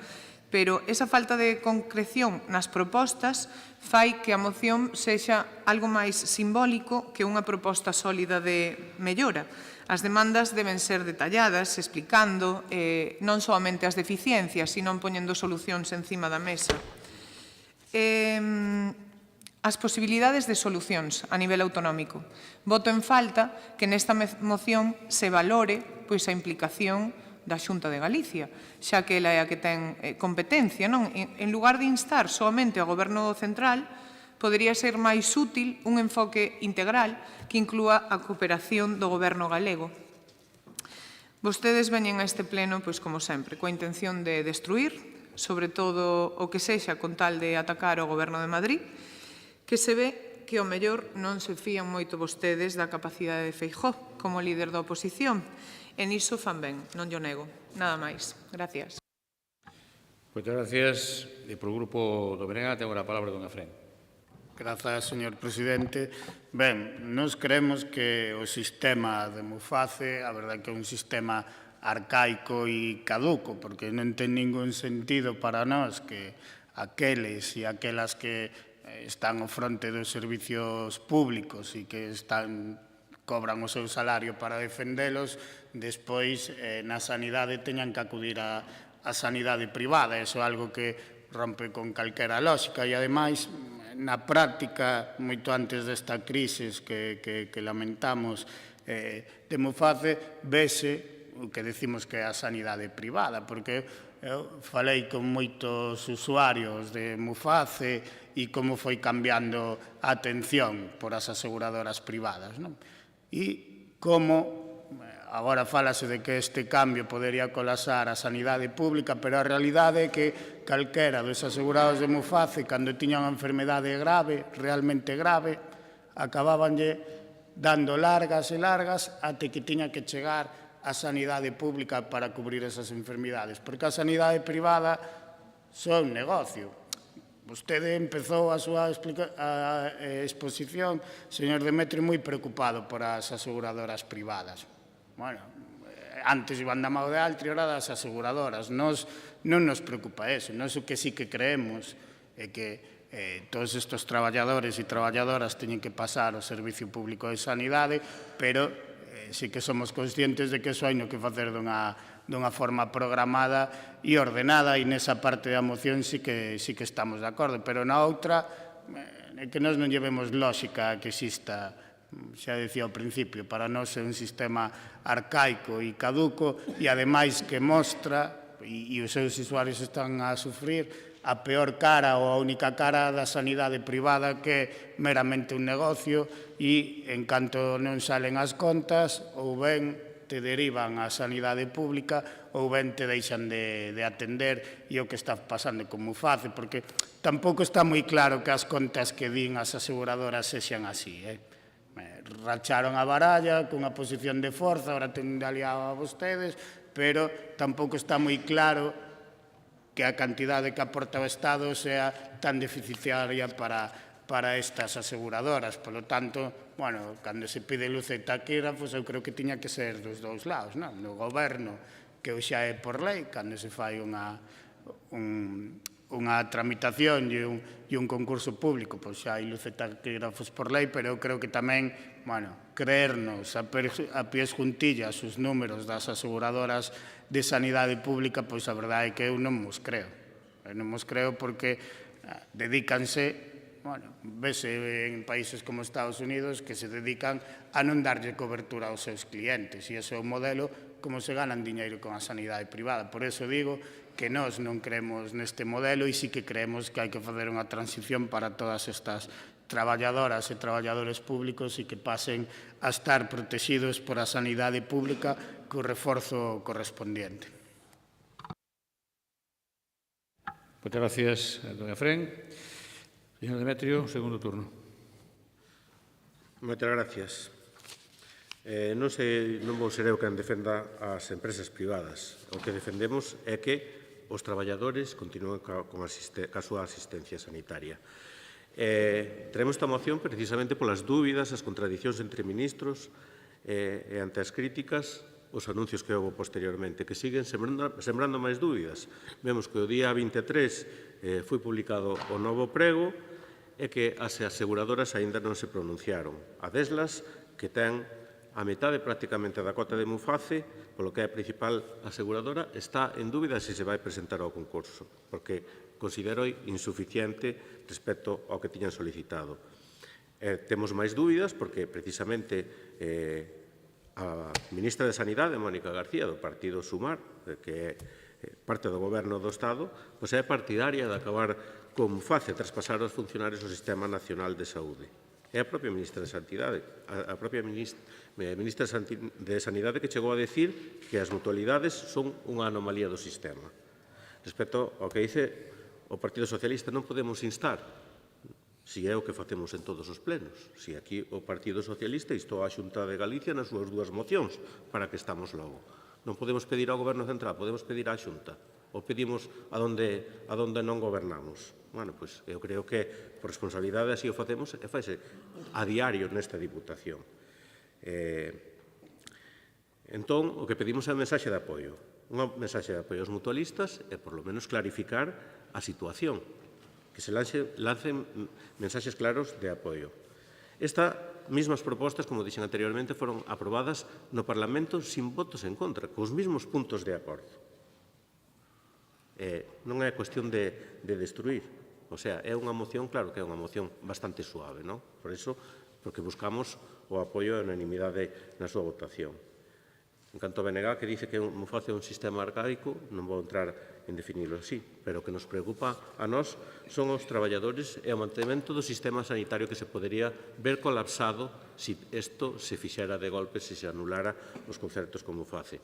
Non descartaríamos que se fixera de forma progresiva, de forma consensuada cas comunidades autónomas, pero non facelo de forma abrupta, porque significaría o colapso total do sistema sanitario nacional de todas as comunidades autónomas. Moitas gracias. Moitas gracias. Segundo turno, Carmela.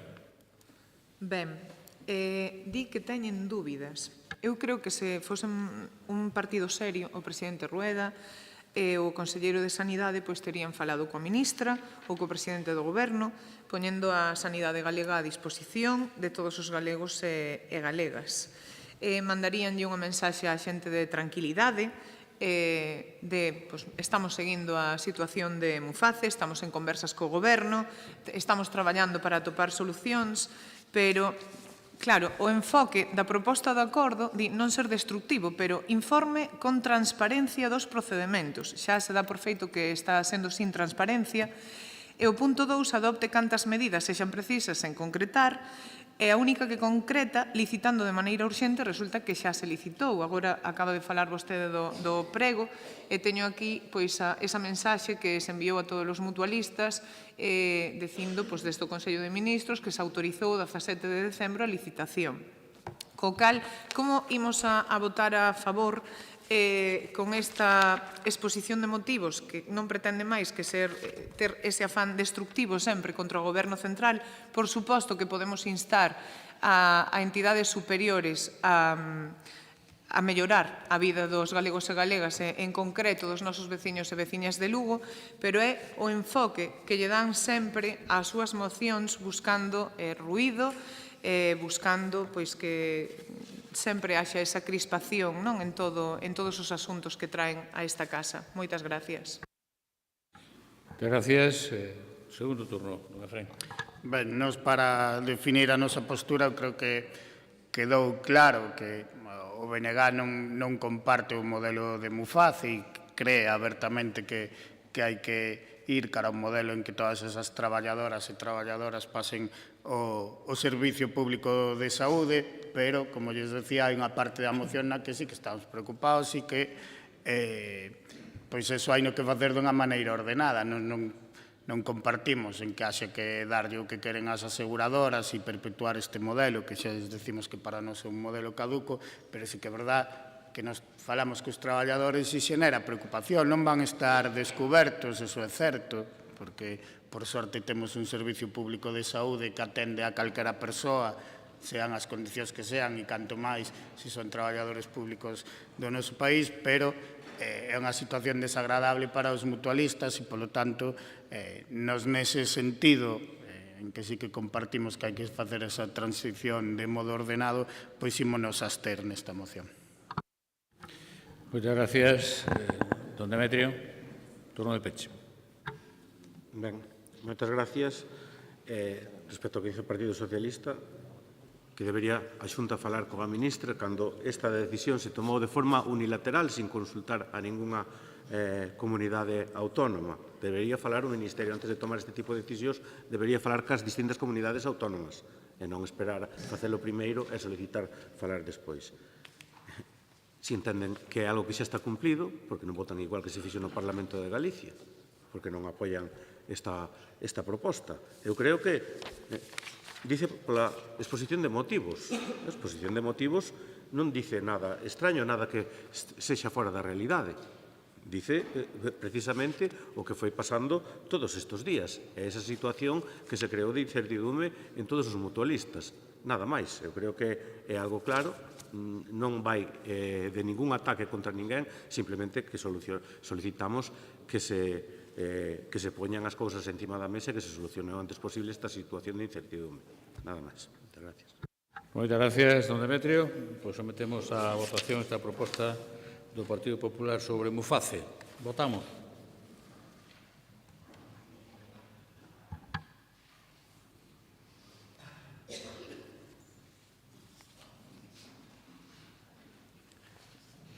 Votos emitidos 25, 24 presentes máis un telemático, a favor 12, en contra 10, abstencións 2 máis un telemático 3, queda, por lo tanto, aprobada a proposta do Grupo Popular. Pasamos ao punto número 9, que é outra moción do Grupo Popular para instar a Diputación de Lugo a impulsar e poñer en marcha os centros de atención a maiores comprometidos en diversos concellos. Dictamen da Comisión. A Comisión Informativa de Asuntos do Pleno, por maioría, coa abstención do ilustrísimo señor presidente don José Tomé Roca e dos señores e señoras deputados e deputadas don Carlos López, don Pablo Rivera Capón e dona Marisol Morandeira, representantes do Grupo Provincial Socialista, e da señora deputada doña Iria Castro Fernández, representante do Grupo Provincial do BNG, acorda ditaminar favorablemente a moción presentada e leválo ao Pleno para a súa ratificación se procede. Moitas gracias. Moi ben, para expoñer a iniciativa ten a palabra don Antonio Mejide. Moitas gracias, presidente. Corría o ano 2010, cando o seu amado líder, o número 1 de Galicia, hoxe igual non tan amado, nin tan número 1, pero anunciou a construción de numerosos centros de atención a maiores e centros de día. Dos centros de día hoxe non vamos a falar, porque non hai ningún, non por menos importantes, que son moi importantes, pero non vamos a falar, vamos a centrarnos nos centros de atención a maiores, nas CAM. E, efectivamente, algúns están abertos xa. Logo analizaremos tamén a casualidade da opción política destes concellos, a vinculación ideolóxica, incluso, o mellor, de amizade persoal dos seus alcaldes, pero o certo é que moitos siguen pendentes de abrir. Dende o ano 2010 pasaron varios presidentes da Diputación, 4, a unha permitiránme que a exclúa desta responsabilidade, que é a presidenta do partido, que foi presidenta da Diputación do Partido Popular, porque non tivo tempo material para impulsar estas accións, pero os outros 3 teñen responsabilidade de ter unha serie de residencias ou de proxectos paralizados dende hai anos. Podemos analizar, se queren, polo miúdo, algunhas destas situacións, e comezar pola de Becerrea, que quizáis é a máis chamativa. Primeiro, aclarando as palabras do presidente Tomé hai un rato, cando aludía que era por culpa da Xunta de Galicia que non tiña acometida eléctrica.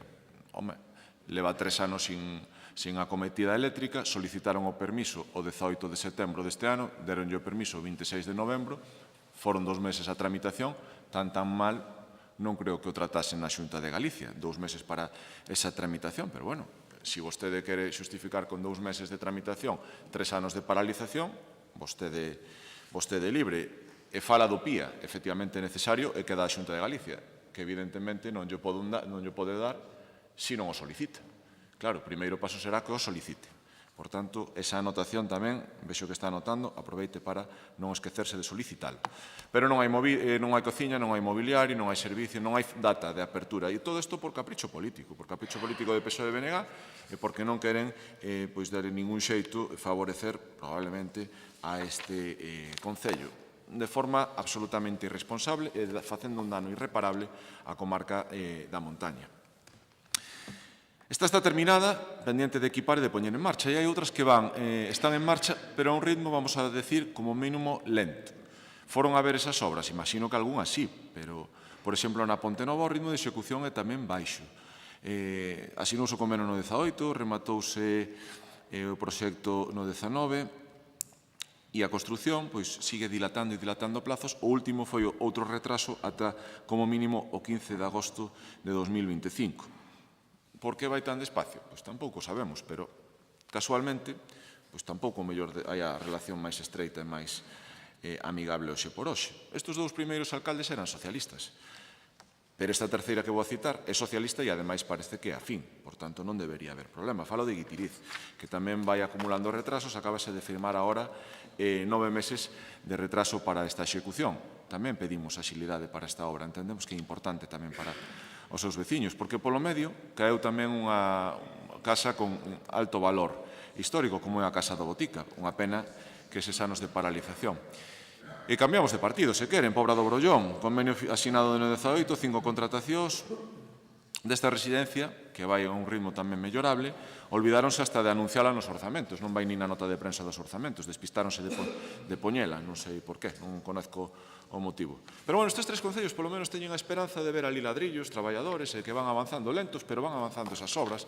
Agardemos que se abran o antes posible. Pero hai outros que xa desesperan, porque, claro, a situación de Folgoso do Caurel é preocupante, porque despois de asinar un convenio no 18, de cumprir todos os trámites e de poñer toda a disposición os terreos no 19, de estar rematado o proxecto, de ter licencia dende o ano 22, a día de hoxe non hai absolutamente nada, ningún compromiso serio, nin unha data de inicio de licitación, nin absolutamente nada para arrancar esta obra. E iso é o que están esperando precisamente os veciños do Caurel, que créanme que necesitan de xeito importante, de xeito urxente esa infraestructura. E a alcaldesa sigue sin escoitar nada desta Diputación, nin recibila, nin que se lle responda absolutamente nada do que presenta. E Portomarín están en idéntica situación. Proxecto rematado, licencia concedida, ubicación xa predefinida, pero non hai nin compromiso económico nin data de inicio. Gracias. Ben, polo Grupo Socialista ten a palabra don Pablo Rivera. Mire, señora Meijide, lentas van as da Xunta, que ainda non empezaron ningunha, nin comprometeron ningunha. Esa é a diferencia entre vostedes e nós, que sin ter obriga de facelo, vámoslo facer. Moi engañadiña teñen a xente, moi engañadiña teñen a xente. Míreme a cara e dígame que lle minto se lle pregunto que non chamaron a membros da plataforma para que se acreditasen no Parlamento de Galicia e non nos invitaron a pasar ás oficinas da sede do Grupo Popular Parlamentario. Dime, non mira, claro, porque é verdade. Bueno, era visto. Eu viña con este espírito de Nadal, e claro, digo, vou falar, e iba a ver super suave, e non ser moi crítico, pero como despois xa vostede fai o de sempre, que é tratar de que se arme o Belén, pois voulle dicir as cousas claras. Vostede minte, non ten nin idea do que son as residencias, nin idea. Porque se soupera como funcionan, o seu alcalde de Portomarín diríalle que non hai moito, foi el mesmo que mandou un escrito á Diputación despois de reunirnos con el que impediu o cambio de modelo da residencia do anterior alcalde. Será que non se levaban moi ben? Non se entera de nada, señora Meijide. Este é o nivel que temos. E a lección que lle acaba de dar, o repaso que lle acaba de dar o presidente, que o escoiten tamén os membros da plataforma como funciona a Xunta, se vamos esperar por a Xunta de Galicia, vamos aviados co tema das residencias. E vostede é un grinch político. Ven aquí, primeiro, autoatribuirse méritos que non lle corresponden, cando a competencia para abrir, e digo yo alto e claro, os membros da plataforma, as residencias é da Xunta de Galicia, e nós o facemos non con mecenas, como fan vostedes, Nós facémolo por responsabilidade, porque ese é o que vostede chama o amado líder. Ojalá houbera amados líderes como eses, e non como a súa mestra, señora Candia, que replica o tema das pancartas aquí, o fai tamén no Concello de Lugo, pero sigue onde está, e moito me temo que vai seguir onde está. Pois van nesa liña, pónse aí pancartas e para arriba, e nós temos unha comisión de estudio que está traballando no tema de BCRA, eu quero facer as cousas ben, con seriedade e rigor, que creo que sempre me caractericei, por facer as cousas así, o presidente tamén, e, polo tanto, pois creo que se está traballando, pero non é verdad que non se este facendo nada no resto de residencias. Abrimos 6 residencias o pasado mandato, 6 residencias, con pandemia polo medio. Vaime dar a mí leccións o Partido Popular de abrir residencias. Cando abre a Amancio Ortega non pon nin un só euro de financiamento público e ademais hai queixas dos usuarios. Home, por favor, un pouco de respeto, de responsabilidade, que non se preocupen. Se vostedes son os das pancartas no auditorio, que levan dando mareando a perdiz 40 anos co auditorio e despois son os primeiros en asomar a cabeza cando se abre. Esa é a política de doble moral do Partido Popular. Castigar e apretar ata que, bueno, pois se vayan facendo as cousas. Pero vostede a mí non me vai a cambiar o ritmo. Xa yo digo así de claro. Levamos un bo ritmo, temos 9 residencias abertas. Cantas abriu vostede, señora Mejido, o seu partido na Xunta de Galicia, que é que lle corresponde a competencia? Cantas? 0. Tiño os carteliños que xa os enseñou o señor Poi, sempre se me olvidan de traer. Pero usted tan cansino como ese que salen os que é de José Mota. Vienen unha e outra vez, teatralidade, unha performance trae aquí. E a realidade é que nos financiamos con fondos públicos íntegramente a rede de residencias da Deputación. E non se preocupe que estamos traballando en BCRA, estamos traballando en Guitiriz, estamos traballando en Pontenova, estamos traballando en Pobra de Brollón, estamos traballando en Portomarín, estamos traballando en Folgoso do Caurel. Por certo, sinceramente, eu ca súa alcaldesa falei unhas cuantas veces de Folgoso do Caurel, o que pasa que despois sale dali e dalle por falar na prensa. Entonces, pois mire, oye, tonto sí, pero apartamos os coches, un aí no más. E voulle mandar un recado, xa que vostedes se sentan, que si usase a mesma vehemencia para defender a construción da carretera que caeu fai 2 anos, a mesma vehemencia para defender a residencia de Deputación, estou seguro que, por lo menos, estaba en vías de acabarse. Pero non, son así.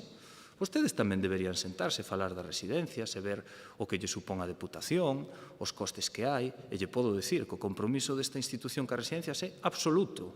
1/3 do orzamento vai prácticamente en residencias, cun personal limitado. Se a Xunta de Galicia está nerviosa, a Consellería de Política Social xa deu instruccións, literalmente, o seu director xeral, literalmente, afoguemos as residencias da Deputación.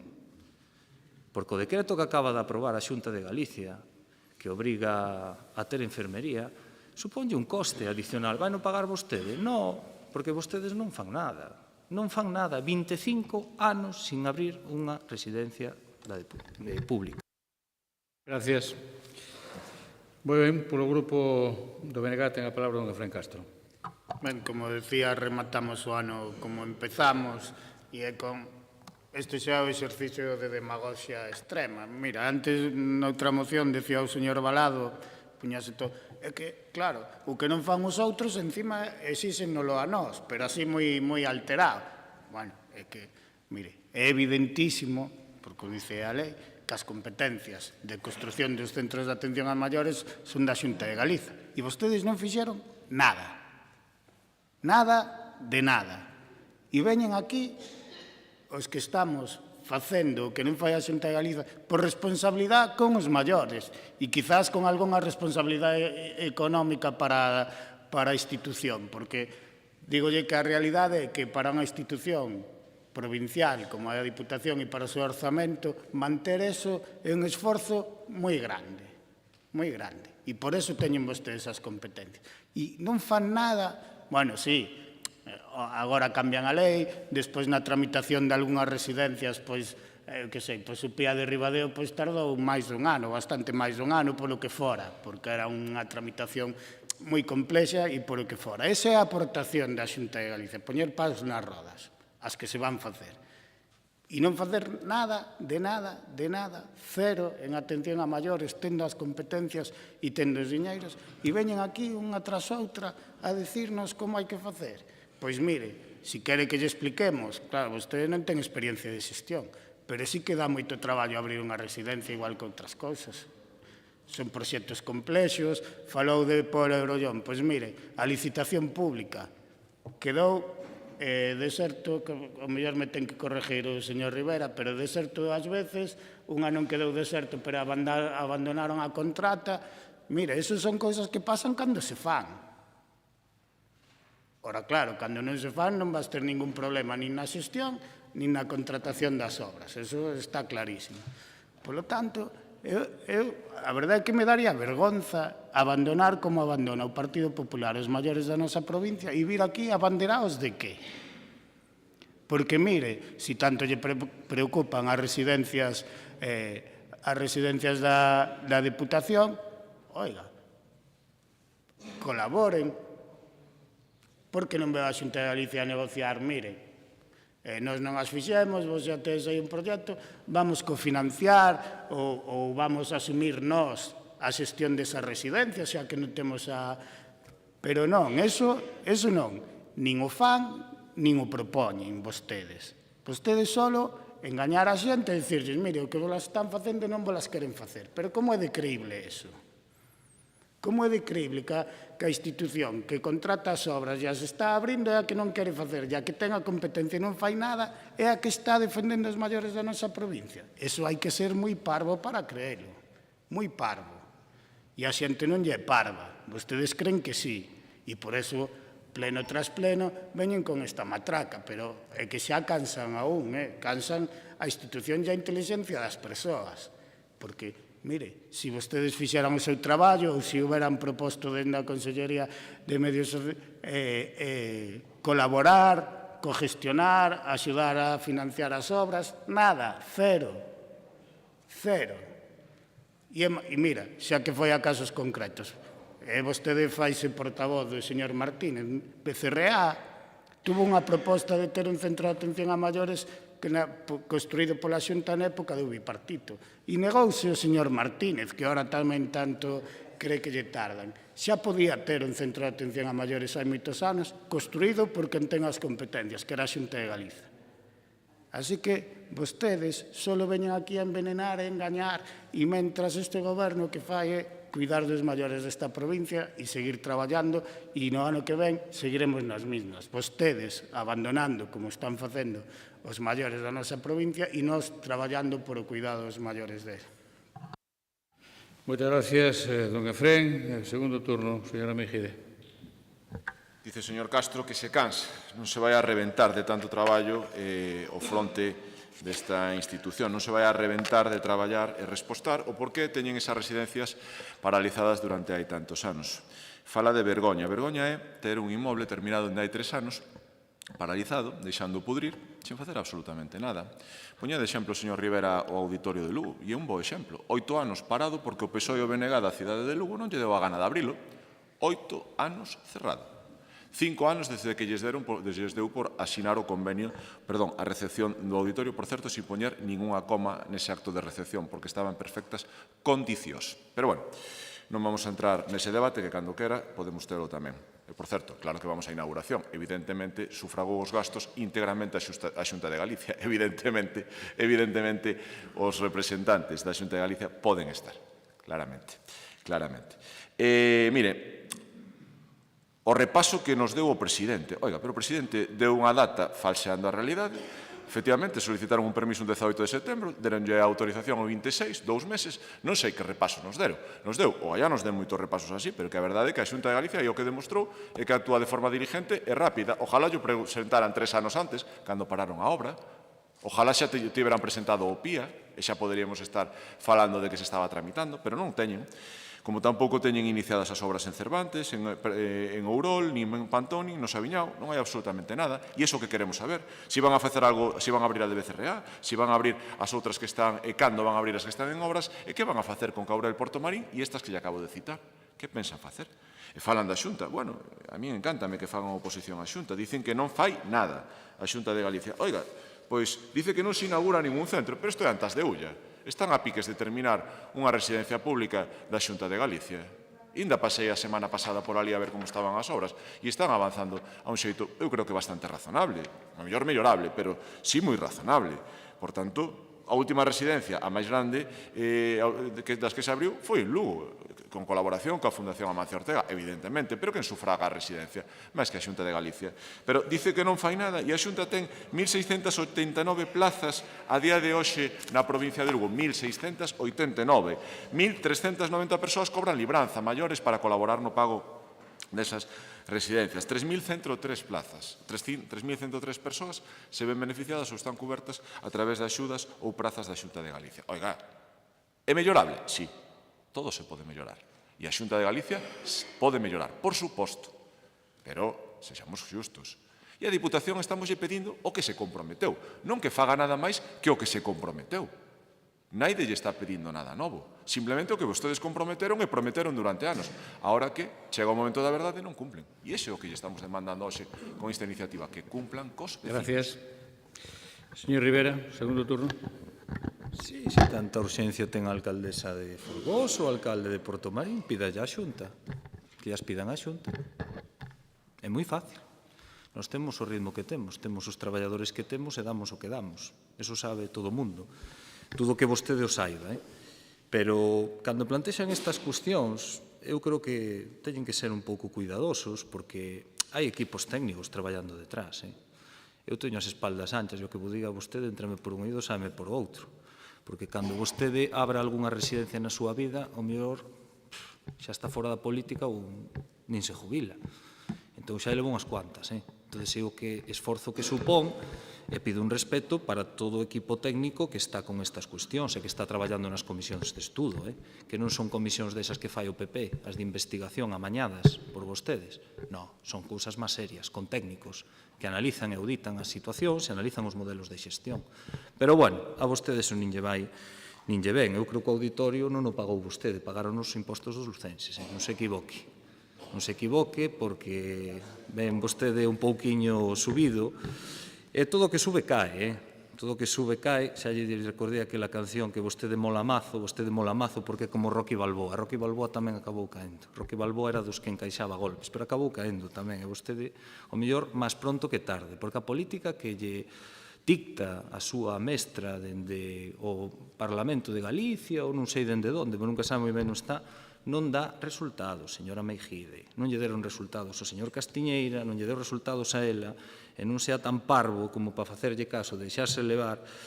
Eu mesmo lle digo a xente da plataforma que están vendendo a súa alma o diaño, que esta xente os deixa vendidos, que nunca se preocuparon por vostedes, que por moito que se poñan detrás da pancarta, quen lle vai abrir a residencia, ese señor que está aí, non estes. Non estes. E despois van ser os primeiros en intentar meterse ali a cabeza na placa. E son así. E vostedes son así. E claro que poden estar tranquilos, eu digo con tranquilidade, con coñecemento de causa, que se está traballando moito neste asunto, no de Becerreá, no de Ourol, no de Cervantes, en Cervantes, pero como quere que fagamos a residencia se non tiñamos a parcela, señora Meijide? Pero vostede que vai? Querían nos vender vostedes un colexo ali. Dios, son buenísimos vostedes, xa saben de parcelas tamén, con esas ocurrencias que fan. Cando ven ali un hueco, ali van. Saben de parcelas, son uns fenómenos. Eu non sei de que pino caeron, de que guindo caeron, pero son vostedes uns fenómenos. Saben de parcelas, saben de residencias, saben de macrocelulosas, saben de todo, chico. Eu non sei. Non sei porque non está dedicándose a outra cousa ou está na NASA, porque sabe absolutamente todo. Pero quen lle vai abrir a residencia é ese señor que está aí. Non vai a ser vostede, nin a Xunta de Galicia, porque renegou dos maiores da nosa provincia dende fai moitos anos. E os lucenses non llo van a perdonar, nin a vostede, nin a señora Cándido. Moitas gracias. Moitas gracias. Don Efrén, seu turno. Grazas, señor presidente. Bueno, señora Meijide, na súa intervención xa vimos que ten dúas varas de medir ben diferentes. Abrir 6 residencias con pandemia polo medio parecelle pouco para unha administración que non ten as competencias, pero unha en construcción para unha que sí que ten as competencias parecelle que é facelo razonablemente ben. Pero mire, cando se teñen as competencias de atención aos maiores, non chega con que diga damos 1.800 plazas na provincia de Lugo. Tiñan que dar cobertura a todos os que a necesiten, ou cando menos a maioría. É como se me dixeran que a sanidade pública, atendemos a 10.000 lucenses, bueno, eses atendémolos ben, os demás quedan fora. Que tipo de tomadura de pelo é esa? Vostedes non invertiron na provincia de Lugo en construir residencias e deses datos que deu seguramente moitos sean centros privados, igual que presume da inversión do señor Amancio Ortega como se fora propia da Xunta de Galiza. Bueno, é a súa forma de actuar, pero a realidade, e por eso lles doi, e é a donde levan vostedes a política, é unha administración toma a decisión de ter que facer residencias porque a que ten as competencias e o diñeiro non as fai e despois facemos a oposición contra eles. Porque, claro, eu supoño que será para non quedar tan descubertos. Nós non as facemos, estos fánalas, vamos intentar engañar a xente a ver se así cubrimos un pouco o expediente. Pero iso é o nivel de política que vostedes queren manter. Abandonamos os maiores da provincia de Lugo, hai unha administración como esta casa que os protexe e vamos a atacar contra os que protexen. E vamos dicir que o fan moi mal, que non sei que... Mire, o Gallá en ningún momento esta casa se hubiera tido que plantexar construir ninguna residencia, porque iso que dende a Xunta de Galiza estarían facendo non as cousas ben, estarían facendo o seu traballo que cuidar os maiores da nosa provincia e non o fan. E a maiores de non facelo, póñense nas pancartas dicindo que os defenden. Mire, eso é propio dunha película dos Monty Python, pero aquí eu creo que hai que elevar o análisis político a unha seriedade e a unha realidade que é obvia. Cero atención dos maiores da Xunta de Galiza cando ten as competencias e un gran esforzo que está facendo a Deputación de Lugo e que vai seguir facendo e que non se preocupa a xente que vai seguir estando a Deputación de Lugo para protexelos do abandono da Xunta de Galiza. Moitas gracias, señor Castro. Turno de peche, don Antonio. Moitas gracias, presidente. Mire, señor Castro, non presumo de que se fa unha residencia, estánse facendo máis dunha residencia. Antas está en marcha e a piques de comezar tamén, evidentemente, a Badín e Río Torto. Estou seguro que van a abrir calquera das tres antes de que abran as outras, de que abran as que están pendientes. Unha frase sí que me chamou a atención do señor Rivera. Si quieren ayuda, que la pidan. Si quieren ayuda a os alcaldes de Caurel ou de Porto Marín que lla pidan a Xunta. Si quieren ayuda, que la pidan. Esa frase foi lamentable cando a escuitamos hai uns meses. Parece que é a frase de cabeceira do Partido Socialista. Chamaronme mentiroso cando decía hai un ano nestes mesmo salón de plenos que non se iba a abrir durante este ano ninguna residencia. E, por desgracia, non me equivoquei. O Gallá me houbera equivocado. E hoxe podo decir aquí, sin temor a equivocarme, que durante o ano 2025 tampouco van a abrir ningunha, porque non teñen ningunha intención de abrilas, porque non hai ningún euro en orzamentos, máis ben hai 100.000 euros menos para abrir novas residencias. Por tanto, os veciños de Becerrea, Pontenova, Guitiriz, Pobra de Brollón, Caurel, Portomarín, Cervantes, Pantón, Ourol e o Samiñao, dame que poden seguir agardando, como agardou o auditorio de Lugo que ven poña de exemplo o señor Rivera. Moitas gracias. Sometemos a votación a proposta do Grupo Popular. Votamos.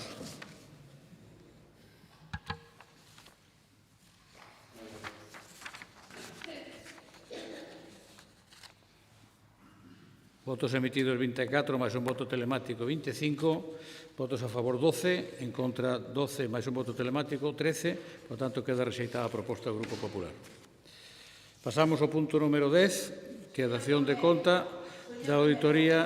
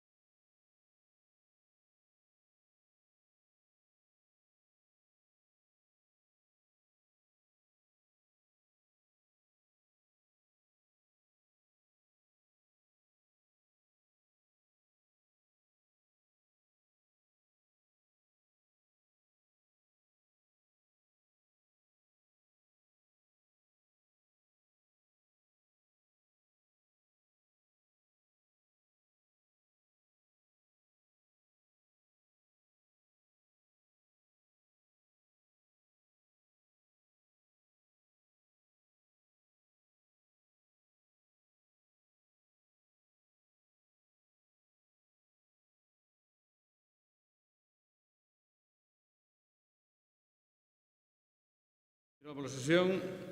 Punto número 10. dación de conta da auditoría de sistemas anual do exercicio 2023 de verificación do cumprimento das condicións de funcionamento do registro contable das facturas co informe definitivo.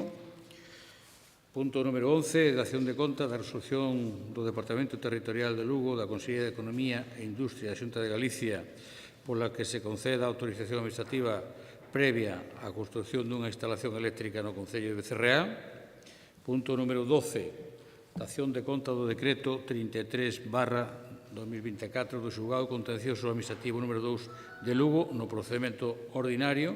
Para que sepan de que va isto, ustedes recordan que habían dito que recurrirían ao Tribunal Administrativo de Recursos Contractuales da Diputación de Lugo e o que fixo a Xunta foi desistir, por tanto, renuncia a esa denuncia, con lo cual é firme, como xa sabíamos que era, evidentemente. Punto número 13, dación de conta das resolucións de presidencia adoptadas durante o mes de novembro de 2024, comunicacións de presidencia que non hai, e vamos cos rogos. Hai dous rogos e dúas preguntas. O primeiro deles que formula don Armando Castosa. Ten a palabra.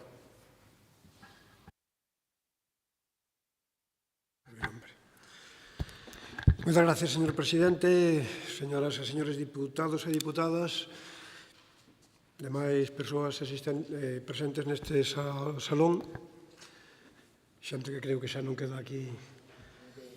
Non queda naide, non me extraña.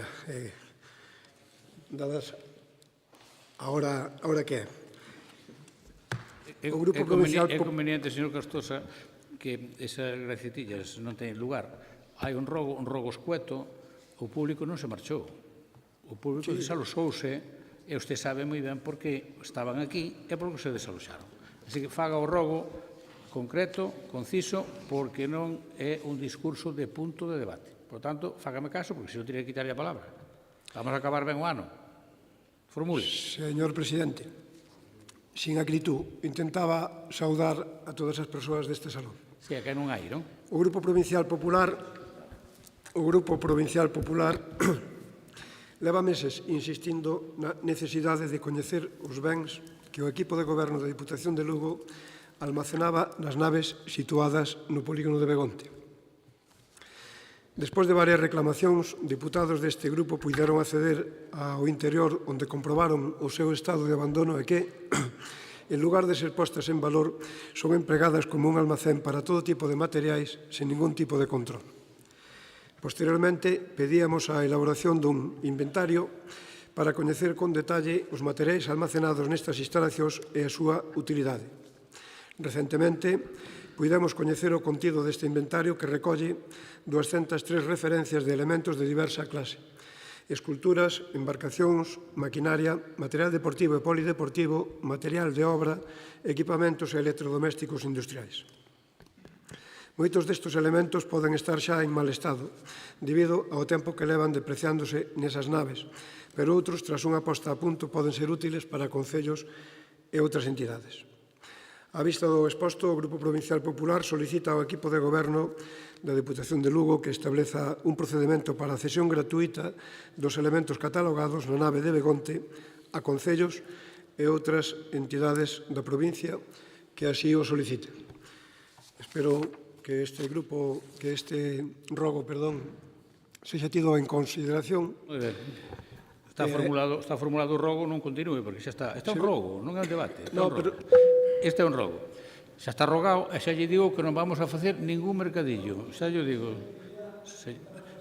señor Castosa, puido facelo no seu tempo. Isto non é un punto de debate. Puido facelo. Don Luís Guitián, formula usted o segundo rogo. Gracias, señor presidente. E se quere felicitar, felicito ao principio, que ao final non lle queda tempo. Bo día. Veña. Xa chegaron de feita. Veña, bo día a todas e todos os presentes. E paso directamente a formular o... Faga o favor, acerca o micro, que non se escoita, de verdade, acerca o micro. Non. Pois moitas grazas e bo día a todos e todos os presentes. A colocación de vallas metálicas na vía Ourense-Monforte ao seu paso polo núcleo de Santo Estevo do Sil en Pantón impide a comunicación entre ambas marxes, toda vez que non se dispón de ningún tipo de paso peonil, nin a nivel, nin inferior, nin superior. Pero non se trata só dunha situación de incomunicación entre a veciñanza, senón da imposibilidade para os da marxa esquerda de acceder ás súas vivendas e propiedades. A única alternativa que teñen é dar un gran rodeo por un camiño privado de escarpada pendente e usar unha escaleira de 81 chanzos, e para os do marxa dereita do bloqueo da única vía de evacuación en caso de inundación. De feito, a aldea atópase a moi pouca distancia da presa de Santo Estevo e as cotas son máis baixas que os primeiros metros da estrada provincial LUP 4103 que dá acceso ao núcleo e que na actualidade se atopa en moi mal estado. A vista do exposto, o Grupo Provincial Popular solicita ao equipo de goberno da Deputación de Lugo que inste a ADIF e ao Goberno do Estado a tomar medidas urxentes para evitar o illamento deste núcleo de Santo Estevo, a retirada do peche metálico recentemente instalado nas marxes da vía Ourense-Monforte, a autorización para que os veciños e veciñas podan continuar empregando o paso a nivel sinalizado que había ata agora e executar un proxecto para a dotación dun paso peonil co que garantir a comunicación entre ambas marxes con seguridade. Moitas gracias. Gracias, don Luís. Eu concordo con vostede que, efectivamente, é de xusticia que o deixen comunicados, non aislados. Trasladaremos comunicaremos ao ADIF esta situación, porque é certo. E agora hai dúas preguntas. A primeira delas parece que vai formular don José Demetrio. Ten a palabra. Gracias, señor presidente. No Ecuador da legislatura do bipartito na Xunta de Galicia aprobouse a Lei 5/2007 de Emerxencias de Galicia. Según esta lei, os órganos de goberno provinciais exercerán as súas competencias en materia de protección civil e xestión de emerxencias e correspondendo a estes garantir a prestación do Servicio de Protección Civil e Xestión de Emerxencias, incluídos os servicios contra incendios e de salvamento naqueles municipios que non conten con servicios propios por non resultaren obrigados ou por teren obtida a dispensa deles.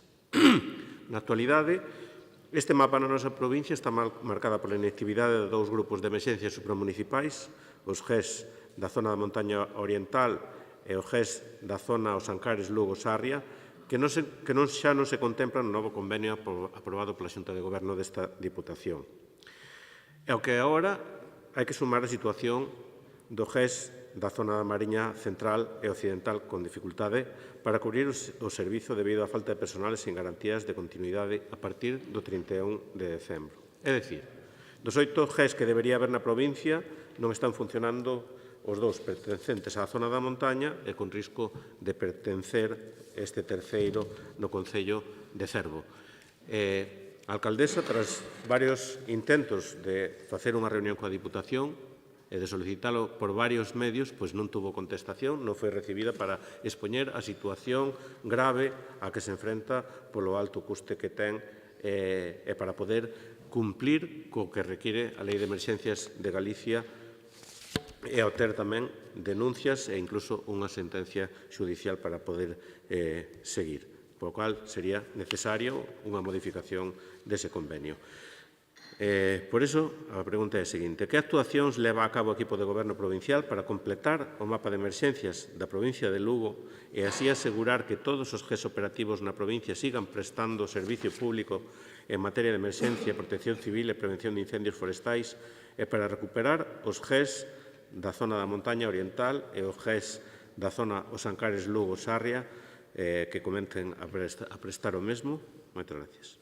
Moitas gracias. Bueno, pois esta pregunta vai dar resposta a dona Pilar García Porto. Ben, primeiro, quen convoca a reunión sobre os GES é a Xunta de Galicia, por certo, sempre en sede da Xunta de Galicia.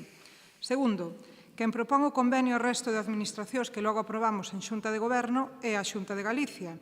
E tamén é a Xunta de Galicia quen o tramita interadministrativamente para asinaturas do mesmo. Terceiro, quen elabora o mapa de isocronas, é dicir, quen di onde se teñen que poñer os GES é a Xunta de Galicia. Cuarto, quen determina o número de efectivos de cada GES é a Xunta de Galicia. Quinto, quen controla o personal dos GES, quen contrata, o persoal dos GES son os concellos. Sexto, quen dirixe os GES e coordina as súas labores son os concellos e emerxencias de Galicia cando o requiren. Que fai a Deputación de Lugo? Garantir a viabilidade da prestación do servizo por parte dos concellos con un convenio ata finais de 2027 por un importe de 640.000 euros cada anualidade. Gracias. Muchas gracias. ¿Qué repregunta, señor Demetrio? Tiene la palabra. Sí, gracias. Repito, brevemente. Sí, repito, según a Lei 5/2007 corresponde á institución provincial a cobertura do servicio de emerxencias. Por eso volvo a preguntar que medidas vai tomar para poderlo cubrir con garantías e cumplindo a lei. Muchas gracias, señor Porto. Repítome a primeira resposta. Somos, ademais, estrictamente escrupulosos co cumplimento da legislación e digolle máis, se queren vir aquí a tapar non sei que desavenencias internas que teñan vostedes no seu partido ou non sei que meteduras de pata por parte de algunha alcaldesa, non sei se teledirixida ou non, dende alguna consellería, pois digolles que este non é o camiño. Dende logo que non o é. Por certo, non hai competencias sen consignación económica. Muchas gracias, señor Porto. E, por último, a segunda pregunta formula don Antonio Mejide. Moitas gracias, presidente. Bueno, aproveitar eso sí xa para volver a desexarlles o mellor no vindeiro 2025, xa que é a última intervención, e seguro que o presidente tamén nos vai a felicitar ahora nun momento, así que feliz 2025. Falando de Altri, evidentemente o debate foi bastante frutífero, a postura defendida polo Partido Socialista en boca de Pablo Rivera, pois evidentemente en certa medida de tranquilizador, ver que hai un partido, polo menos nesta Diputación, que está respetando a lei e que está agardando aos informes, e esa é a postura que nos gusta escuitar neste salón de plenos.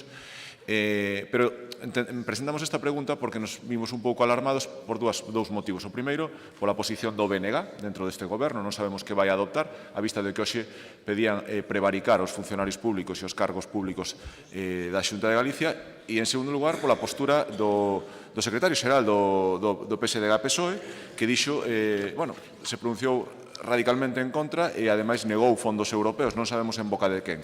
Por tanto, a pregunta é moi sinxela, e eu creo que podemos intuir a resposta en base ao debate anterior, pero en caso de que o proxecto Gama de Green Fiber para a implantación dunha fábrica de fibras textiles obteña todos os informes técnicos favorables das distintas administracións, considera o equipo de goberno que se debe autorizar o proxecto ou non? Moitas gracias, señor Mejide. Vai dar resposta a don Pablo Rivera. Sí, dúas cousas ao principio, sin ánimo que me corte. O señor presidente, por iso pode facelo en calquera momento, pero vou intentar dicilo, solo por alusións. Porque vostede ten un problema de comprensión política moi grave, señora Mejide. Eu non dixen que se quere unha residencia que me pidan, por si queda no vídeo. Dixen que se queren tan rápido unha residencia con tanta urxencia que ya pidan a Xunta de Galicia, que é quen ten a competencia para facela. Eso está moi ben, pero dito isto, felices festas a todos. En relación á pregunta, eu quero dicir que o noso posicionamento foi bastante claro na defensa da moción xa hai uns meses e xa agora. No momento no que se estén os informes técnicos, o de impacto medioambiental e demais cuestións sobre as que se teñan que expoñer os técnicos da Xunta de Galicia, tal e como o propio Partido Popular e tal como o propio Rueda din, pois nos posicionaremos a favor da industrialización sempre, pero con rigor, legalidade e de acordo co amparo normativo. Moitas gracias. Quer repreguntar? Non quer repreguntar. Entón, damos por rematado a sesión, non sin antes, lógicamente, e tamén no nome do señor Castosa, desearlle a todos unha feliz salida de ano e unha mellor entrada no ano novo. Así que levantamos a sesión. Moitas gracias a todos.